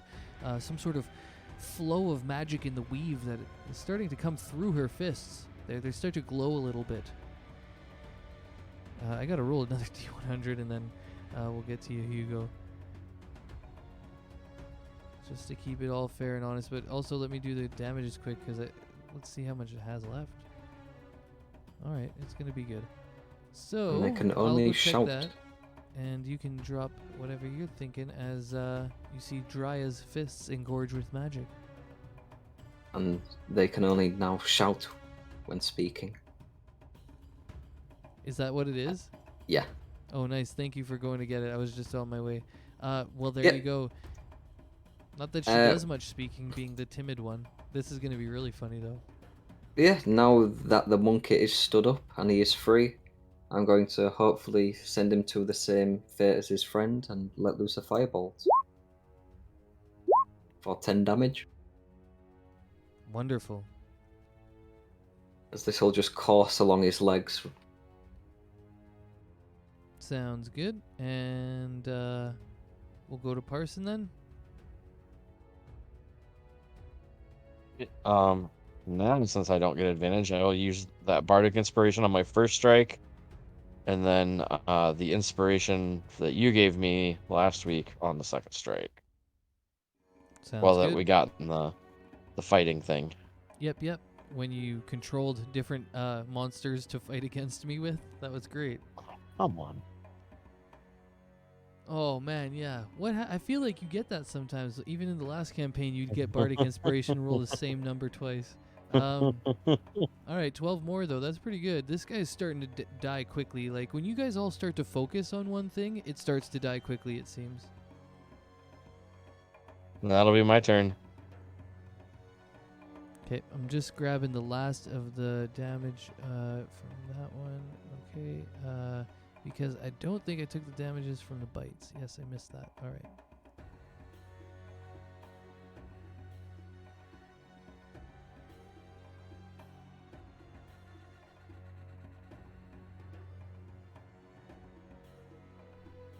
Okay, yeah, he's looking hurt, but he's still pretty meaty. Is this the other? That one's just still there, and we've got probably 1 or 2 rounds before that other one's gonna wake up. But Manea, it's back to you. You can see you guys are all focusing down this in a flurry of magic and blades. And fangs, I guess, from the constrictor snake.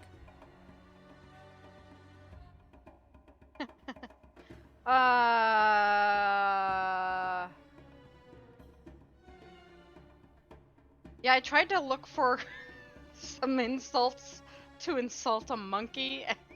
Yeah, it's not a lot. Most of Manea's insults are for, like, you know, humanoid creatures. I feel like that would maybe even work, but you know, try out a few maybe. I don't know. I have been. Yeah, so she's like, she's gonna use Vicious Mockery again, but she's gonna be like, if your brain exploded, it wouldn't even mess up your hair. Nice. That's great.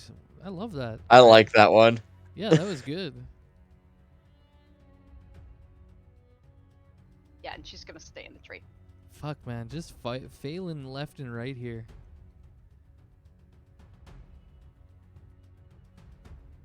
All right, and staying up in the tree. Okay, then let's see here. I'll do all these. He will get one attack. Wow. Oh no, constricts. Here they come.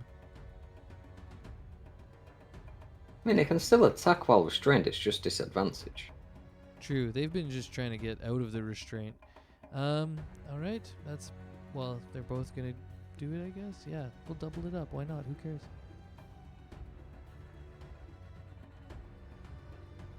They're fighting over that monkey meat. Yeah, they're you can see that they're frenzied. It looks like maybe they're hungry or something. All right, well, Monkey is just gonna attack at disadvantage now. He feels like, you know, he's just gonna die here, so might as well go out swinging. Fist 1, fist 2. Let's see, Edward Snake. Oh. Okay, I think it's 12. Where is it? Yeah, it is. I don't know why I didn't put it in the token. Both hit. And let's see if it can kill one of the snakes. The conjured snake is what it's going for. Oh, wait. I get an opportunity attack on that. Yeah, it is still with disadvantage. Okay, good. Holy, and you get an opportunity attack? Okay. Yeah, because I have Sentinel. That. Yep, you're right.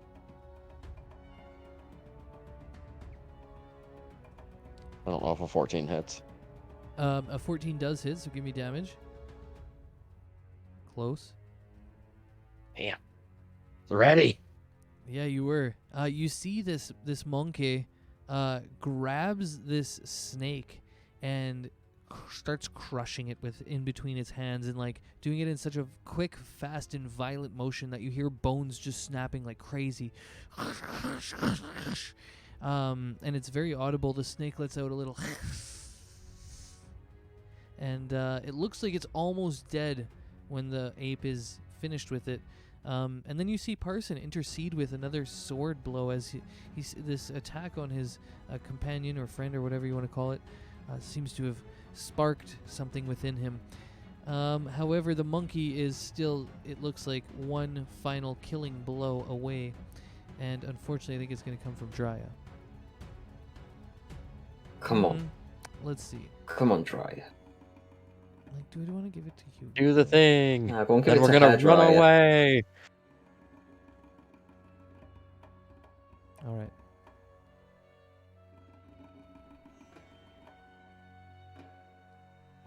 Yep, you see two blackened bolts. Actually, do you guys remember how she flavored her blasts? Did she? Or did I she? wasn't there Caramel. for it. Yeah, I'm just, actually, never mind. It's just you here right now, Parsons. So do you remember? I do not. All right, well, I'll just Caramel say they're flavored. the typical kind of like blackened force bolt. And yeah, you see it goes, and as the monkey's like enjoying this like crushing of this snake, she says, "Stop that, it's disgusting." Except it doesn't come out as sort of her like soft voice. It comes out as a booming shout. She's like, "Stop that, it's disgusting." And you see her swollen, engorged fists release two beams, and it goes into the back of the head of the monkey and just explodes it because it's force. It's just like a bullet. It just, well, I don't even know if bullets do that, but regardless, the monkey's head just explodes, and you see its corpse land on the ground.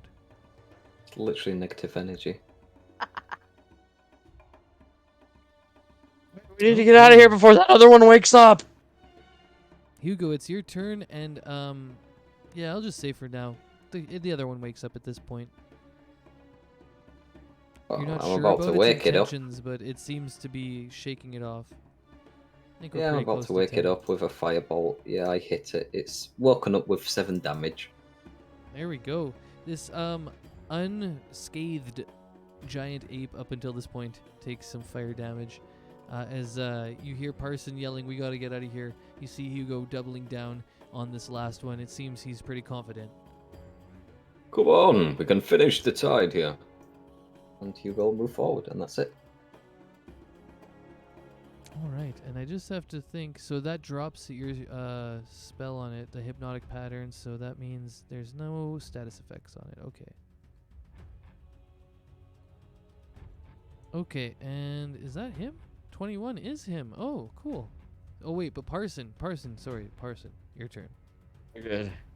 Because I don't want to get any closer to it right now. I'm also going to shoot a firebolt at it. That's fair. Distance is a lovely buffer. So hit me up with your Eldritch Knight abilities. Oh, not nearly as good as the wizard. Womp womp. Womp womp. It hit a tree. Yeah, it goes Whoops. off totally off to the side. Maybe this tree over here or something.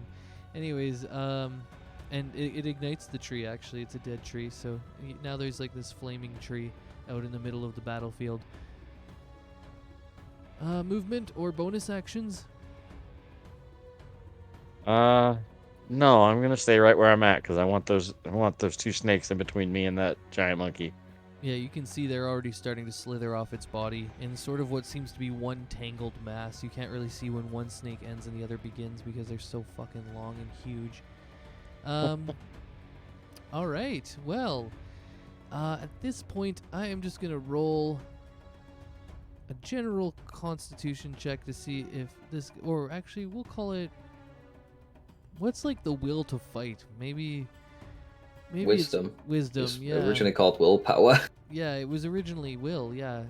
Let's roll wisdom. I was gonna say Constitution, but that's all body physical shit. This is like mind stuff. Do you think you can beat this, people? All right, let's see. Yep, he's still in it. All right, whatever. So he's gonna go, and he's gonna think that he can outsmart all of you. Not sure I can reach any of you though. That's what I'm thinking right about now. Oh, the first snake there, just that one. I'll give it to him. He gets to the conjured snake, not Edward. I should move Edward with his snake. There you go. And he's gonna try and beat up Edward's conjured snake that was previously mutilated by the other ape.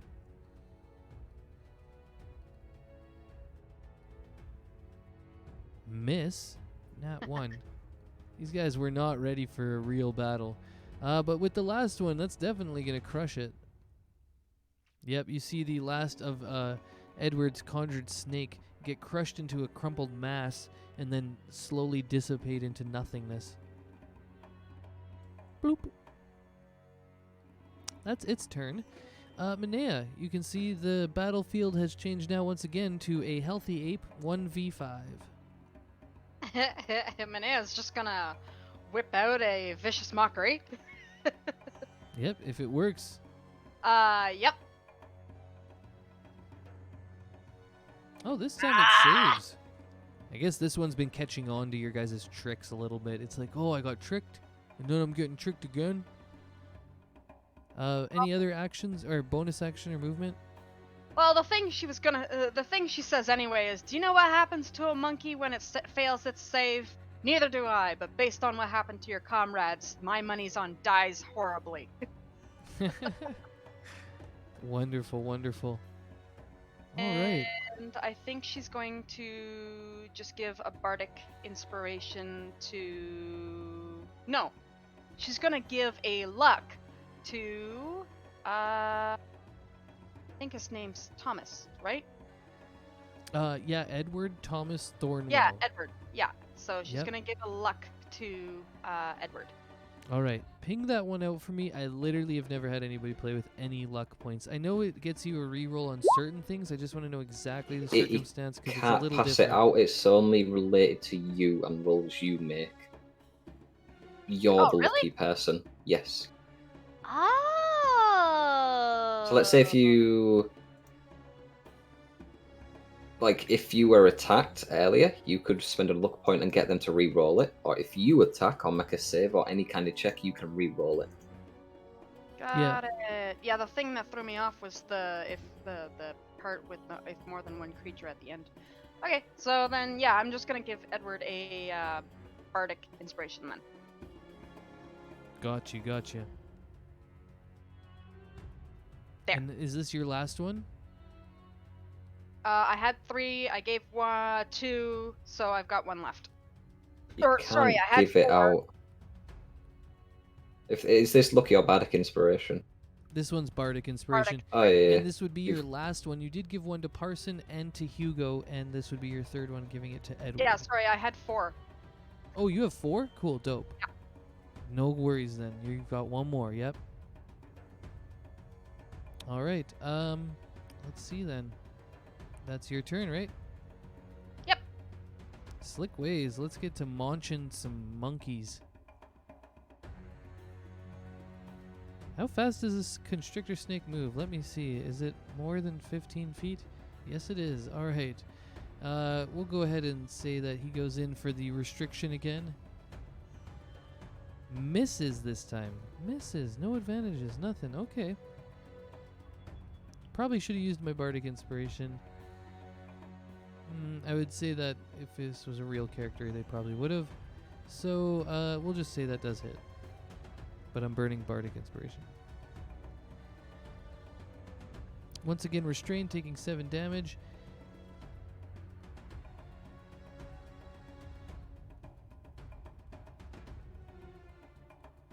Bardic inspiration is a D8, by the way.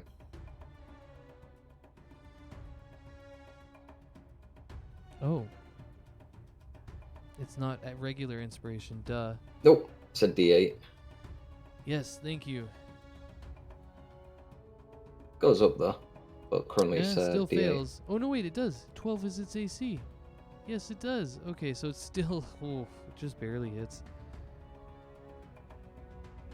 Hilarious. Okay, so it's restrained again. Dry is gonna start shooting, and we'll get back to you, Hugo.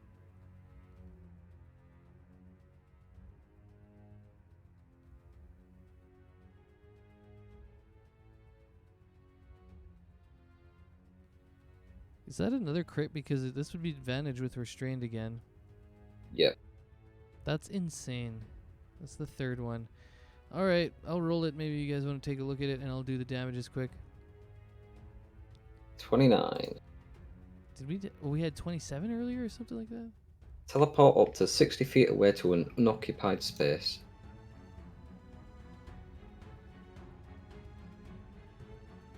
Yeah, I'll put her kind of up on the front lines. Right by this tree. You see her? She like is throwing bolts, and then all of a sudden, bloop! She kind of blinks over here. Oh!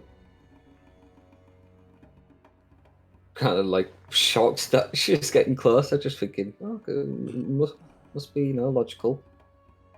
I'll let loose another firebolt, restrained, so at advantage.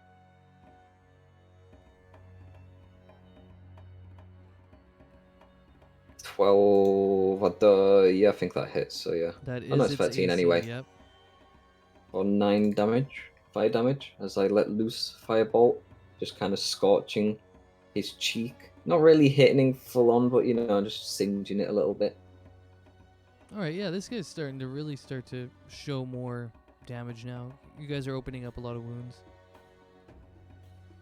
Parson, coming on over to help finish this, or what are you thinking? Oh yeah, I'm moving up. Now that he's grappled and I don't have to get a monkey fist to the face.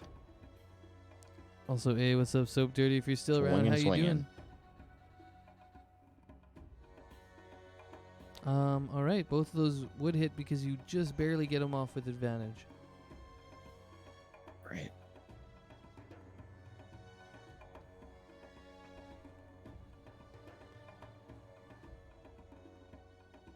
Okay, so yeah, the monkey's starting to look really getting beat up and hurt. And I'm going to say, maybe just in the interest of time, because we only really have about a half hour left, and it's pretty low. Well, no, I want to see who kills it, actually. Let's see who kills it. Giant Ape's going to attack Edward in his thing. Snake form. Someone snake. Disadvantage still hits both times. Nice. Not enough to knock him out of his form, though. Minea, go ahead, and you see this dying ape in front of you. Oh, and the I see sentinel. Yes. Go ahead and. All right, I had my mic muted. No worries. And then we can go with Minea.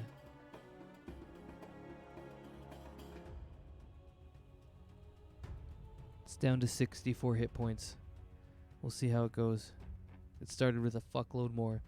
Minea, yeah, you can see that you're all just like trying to see who can get the killing blow on this thing.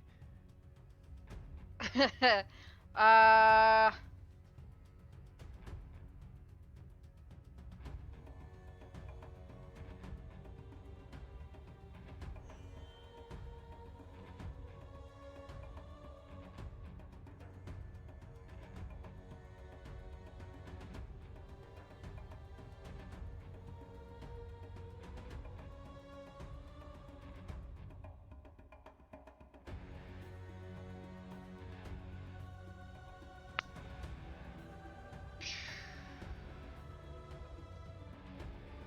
Don't think it'll be me. However, I'm still using Cloud of Daggers, correct?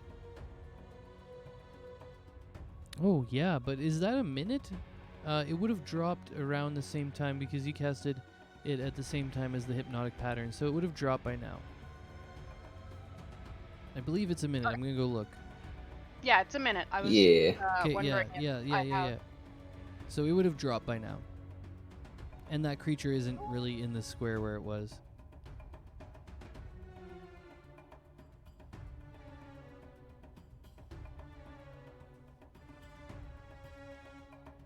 So you can keep tossing vicious mockeries, cantrips at it, whatever you want. Yeah, I'm gonna throw a Vicious Mockery at it. Sounds good.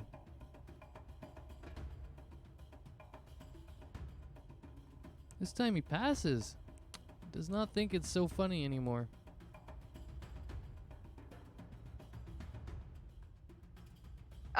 The thing she says is, wait, I just need to ask, what do you need us to put on your headstone?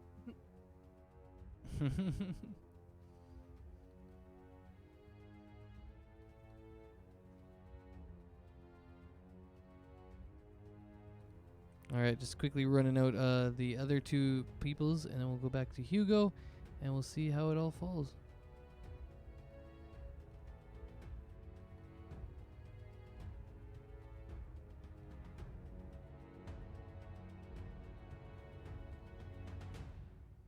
Okay, he's getting down. He's down to 27.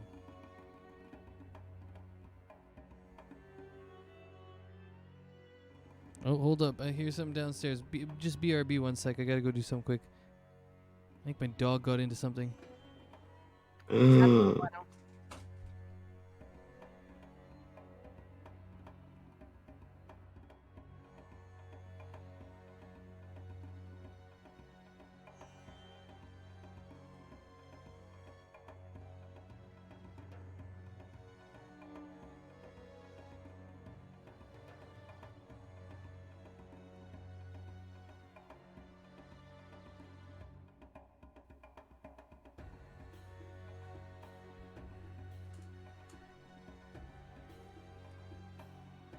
Okay, sorry. The dog definitely was in the garbage, like head first, like almost his whole body inside of it. But anyways, where are we?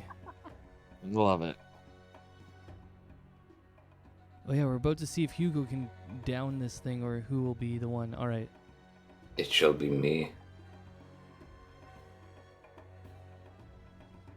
Yeah, these are some meaty boys. They got a lot of HP. Brr. Hit 13 close. Brr. Oh, I thought that was gonna do it. All right, he's got 14 left. Parson, it's up to you. All right. You're 1, 2. That's gonna do it for sure. I'm saying if that doesn't do it, I'm using my freaking action surge and hitting him 2 more times. Oh shit! Yeah, I forgot. You could really go in on this dude. No, that is enough to slay the last of the giant beasts that have come after you today. Ending our initiative order. So, yeah, I'll take you out of initiative. And you see the 3 dead hulking bodies, kind of just, steaming in the wind. Whoa. That was certainly interesting. Is everyone alright?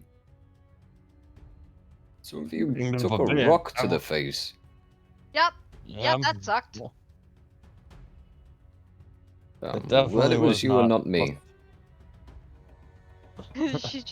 She just laughs and she's like, Hmm. you know, I'm glad it was the rock and not feces, at least. That is Oh, you true. and me both. Oh, So, why the heck did they attack us? 3 of them as well. Yeah, they're kind of Weird. big. I mean, it's smart for them to work together, but coming at us in the open, not so much. Yeah, like, I don't know about you guys, but these things seem a little big, for the area. I don't know what they've been eating, but, Well, fairy cows is what they're eating, I think. Yeah. Yep, that's what the guy said back in town. And that's essentially what Yeah. they are, is fairy rough. cows. So yeah, I guess he wasn't lying, because you get a lot of meat from one of them fairy cows, and these are some big, big monkeys. big monkey throw big rock. Yeah, it certainly did a number on you. How are you feeling? Well, I could use a nap, but we should probably keep moving. I mean, yeah, I wouldn't mind, like, I don't know, having a quick little walk away from here, then letting you guys rest up, because, just, bandage your wounds and whatnot. Maybe have something to just snack on, because you look a little bit fucked up, not gonna lie. That's I've been worse. Yeah, we'll have a quick little rest, calm down a little bit, let the, just, I don't know, wave of energy wash over us, and just relax. Yeah, definitely wouldn't mind getting away from these bodies. Don't want them to attract anything. yeah, Yeah, I was just exactly. gonna say, Edward, do you have anything that can help us? So that way we don't have to rest here? He's What do you just mean a we don't? snake right now, but you see he drops his wild form. Let's just walk away a little bit. And let me look at his thing to see, what are you asking him specifically for? He might have some spells or some features and traits. She's just like, can you heal us up a bit if you got anything? Right, let me look in my bag here, see what I've got. I mean, we can go take a quick rest, and then patch ourselves up a little bit. That's true. I guess I wouldn't want to spend too much magic on it if we could just take a little rest. Yeah, let's just go have a breather, and then just, think about what the hell just happened. I mean, But I 3 will let you know. monkeys charging us in the I can open. help you if you need later on. If we need somebody with magic to help heal, I can do that for you. That's Good fair. to know. My thought process was just, even just a little bit of healing, so we can move away from this area and then take a rest. I mean, we can move away now. There's nothing stopping us. Here, miss, you look a little beat up. I'll give you a little shot. And he'll just give you a Thanks. first level cure wounds.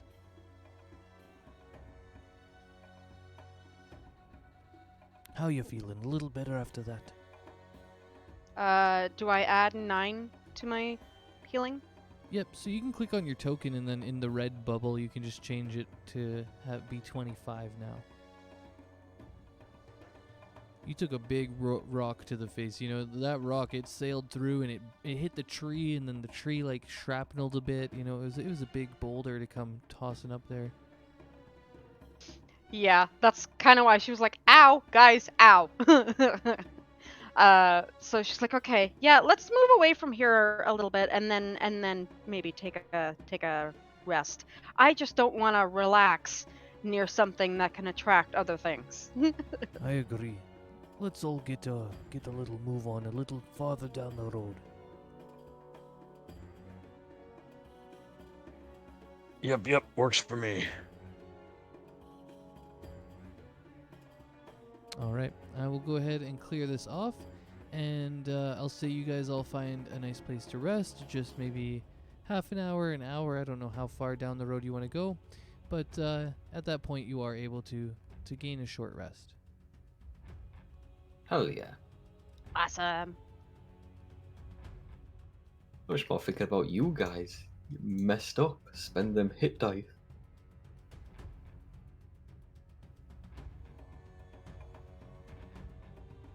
If you actually click on the hit dice in your thing, it should hopefully add con as well.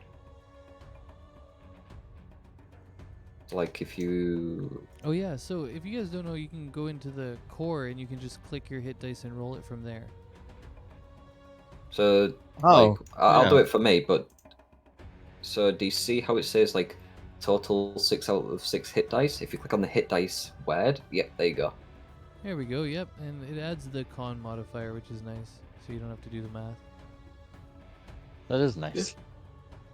What am I hitting? I'm look. Oh, I see. Okay. Okay. Yeah, so I just click the hit word? dice button underneath, like, temporary hit points. Yeah, there you go. So Look that at you would go, heal so 8. you can add 8 more now and take 1 You can down. roll as many as you want, basically, as long as you have them available. Yep. So you should be able to like roll 5 more, basically, and then heal that much over a short rest. Yep, Also, you over a get it. short rest, because you're a bard, you regain your bardic inspiration back. Oh no, I'm definitely good. And I'm just gonna check to see if you have Song of Rest. Do you have Song of Rest? Do you know? Does I do? It says Also, you I'll do. use Arcane Recovery. All right, and I believe you're at 3 right now. Half your wizard level, and okay, and then Yes, so, I recall my hypnotic pattern, basically. nice. And then if you want to ping out Minea your Song of Rest, and then go ahead and roll the 1d6, and everybody can add that to their total as well. And if you want to flavor your song however you want, I mean, Beryl always played his flute or whatever, you can let me know. So she's not really a musician, so she kind of uses her mage hand to just deal with the lute. Fair enough. I love that. Set it on auto mode. It's like putting on Alexa. Alexa, play something. Just kidding. Yeah. Magic loot.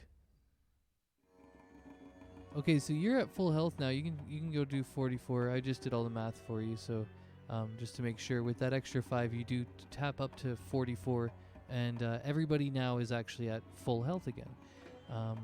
So let me see here.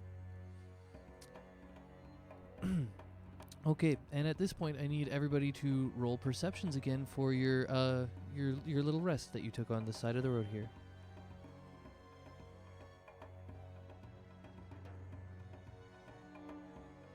I suppose this is a somewhat okay point to leave it while we wait for our other people.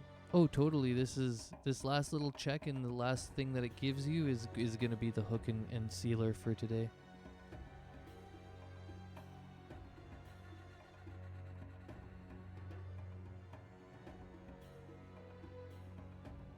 Yeah, you can roll it too, Hugo, if you want. Okay. 19's gonna be tough to beat. Perception. Yeah, I was gonna say, there you go. Okay. Minea, when this is all happening, you're kind of, off and about, looking around a little bit. You start to see a little bit of a spectral ghost coming towards you. And you're not exactly sure what form it's taking, and then you realize it starts to take the form of this small dwarven man, and he's approaching your here, I'm just gonna put the token over here. He's approaching your party, and he says, "Right, saw how you dealt with all those apes. Thanks for taking them off me back." And as he addresses the whole group, everyone kind of turns and looks and notices that he has this sort of what I would call an ethereal shimmer to him. He looks a little maybe shiny or a little bit ghostly. And yeah, as he comes and addresses your group about killing the apes so deftly, I think you're right, Hugo. This is a great place to just finish it for now, and hopefully we'll have our team of 5 back for next session. Haha. Sounds good. All right, and let me catch you guys up with some XP. So in the XP area of the character sheet, you can go bump it up now to 21,000. Cool. Yeah, that's what you'll see from Hugo. Him just trying to stop the enemies from hurting you while slowly dealing fireballs. Yeah, that's great. I love like the combo of having a couple guys up front and then everybody else like just raining total like terror and damage from the back. Yeah, one of my main plans was for Parson was to like pass Tasha's and then just stabby stab while they're on the ground. Fuck, that's such a good combo. And then with the constricting combo, it actually I don't know if you guys, I don't think you ever talked about it, did you? No, we didn't talk about that at all. Because it knocks him prone, then he constricts. He told me about the snake thing a long time ago, and I was like, that's fucking cool. I love it. I love druids. Anyways, so just seeing this combo like naturally come about in the last 2 battles here, I'm just like, oh, this is lovely. I love where this is going. Yeah, I like it. All right. Well, I will see you guys later, and for next session, like I said, hopefully we have everyone around. I think this is a great point to pick up off from, and yeah, have a good day. If you guys have any questions or anything, send them up in the Discord, and I'll get back to you when I Yours. can. Take care, Sounds good. everyone. Yes, take care. Take care. Farewell. Enjoy the evening. See most of you next week, and I'll see Caprina tomorrow. Brr. Yeah. Yeah, enjoy the one shot tomorrow. It sounds like a good little bit of fun, and maybe keep me abreast of how it goes. Oh Yeah. yeah, for sure. Yeah. All right. All right. I'm sure it'll be interesting having our friend Beryl as the DM. So DM. I'm yeah. really super interested to see how this goes for Yeah. sure. yeah. All right, I'm heading out, and I'll talk to you all later. Thanks for showing up to the session. Oh, and you all get inspiration. I was tallying them throughout, and I'm really bad at this, but I was tallying them instead of just giving them throughout this session. And then at one point I was just like, well, I'll just give them all out at the end. So all 3 of you can add inspiration back to your character sheet, because I know, Parson, you had it and you spent it.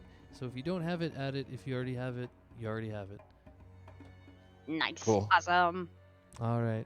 Ciao, guys. Later.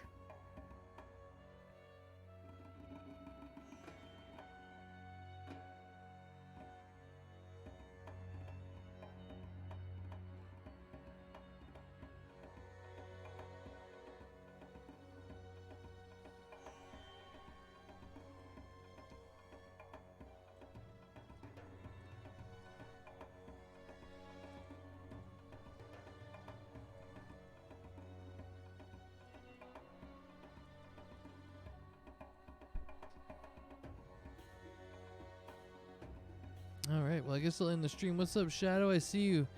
Yeah, this one was all... It's a different one that I've been planning with some of the peeps. Because it was my consolation prize for my Sunday streams. So now we're here Saturdays. What's up? And but I gotta go. That's the end of the stream. It was a good one, a really good one. We fought giant apes, which I'm sure you're all too familiar with, and you remember from our times battling them. Good times. So, anyways, I'm heading out. I'm gonna go eat some stuff, and then I'm gonna go clean up the house before the girlfriend gets home. She's been working hard all weekend. So, anyways, much love, Shadow. Much love to you, bud. And I'll see you later tonight for the final session of mine, at least, for the Widow's Wail. Chicago.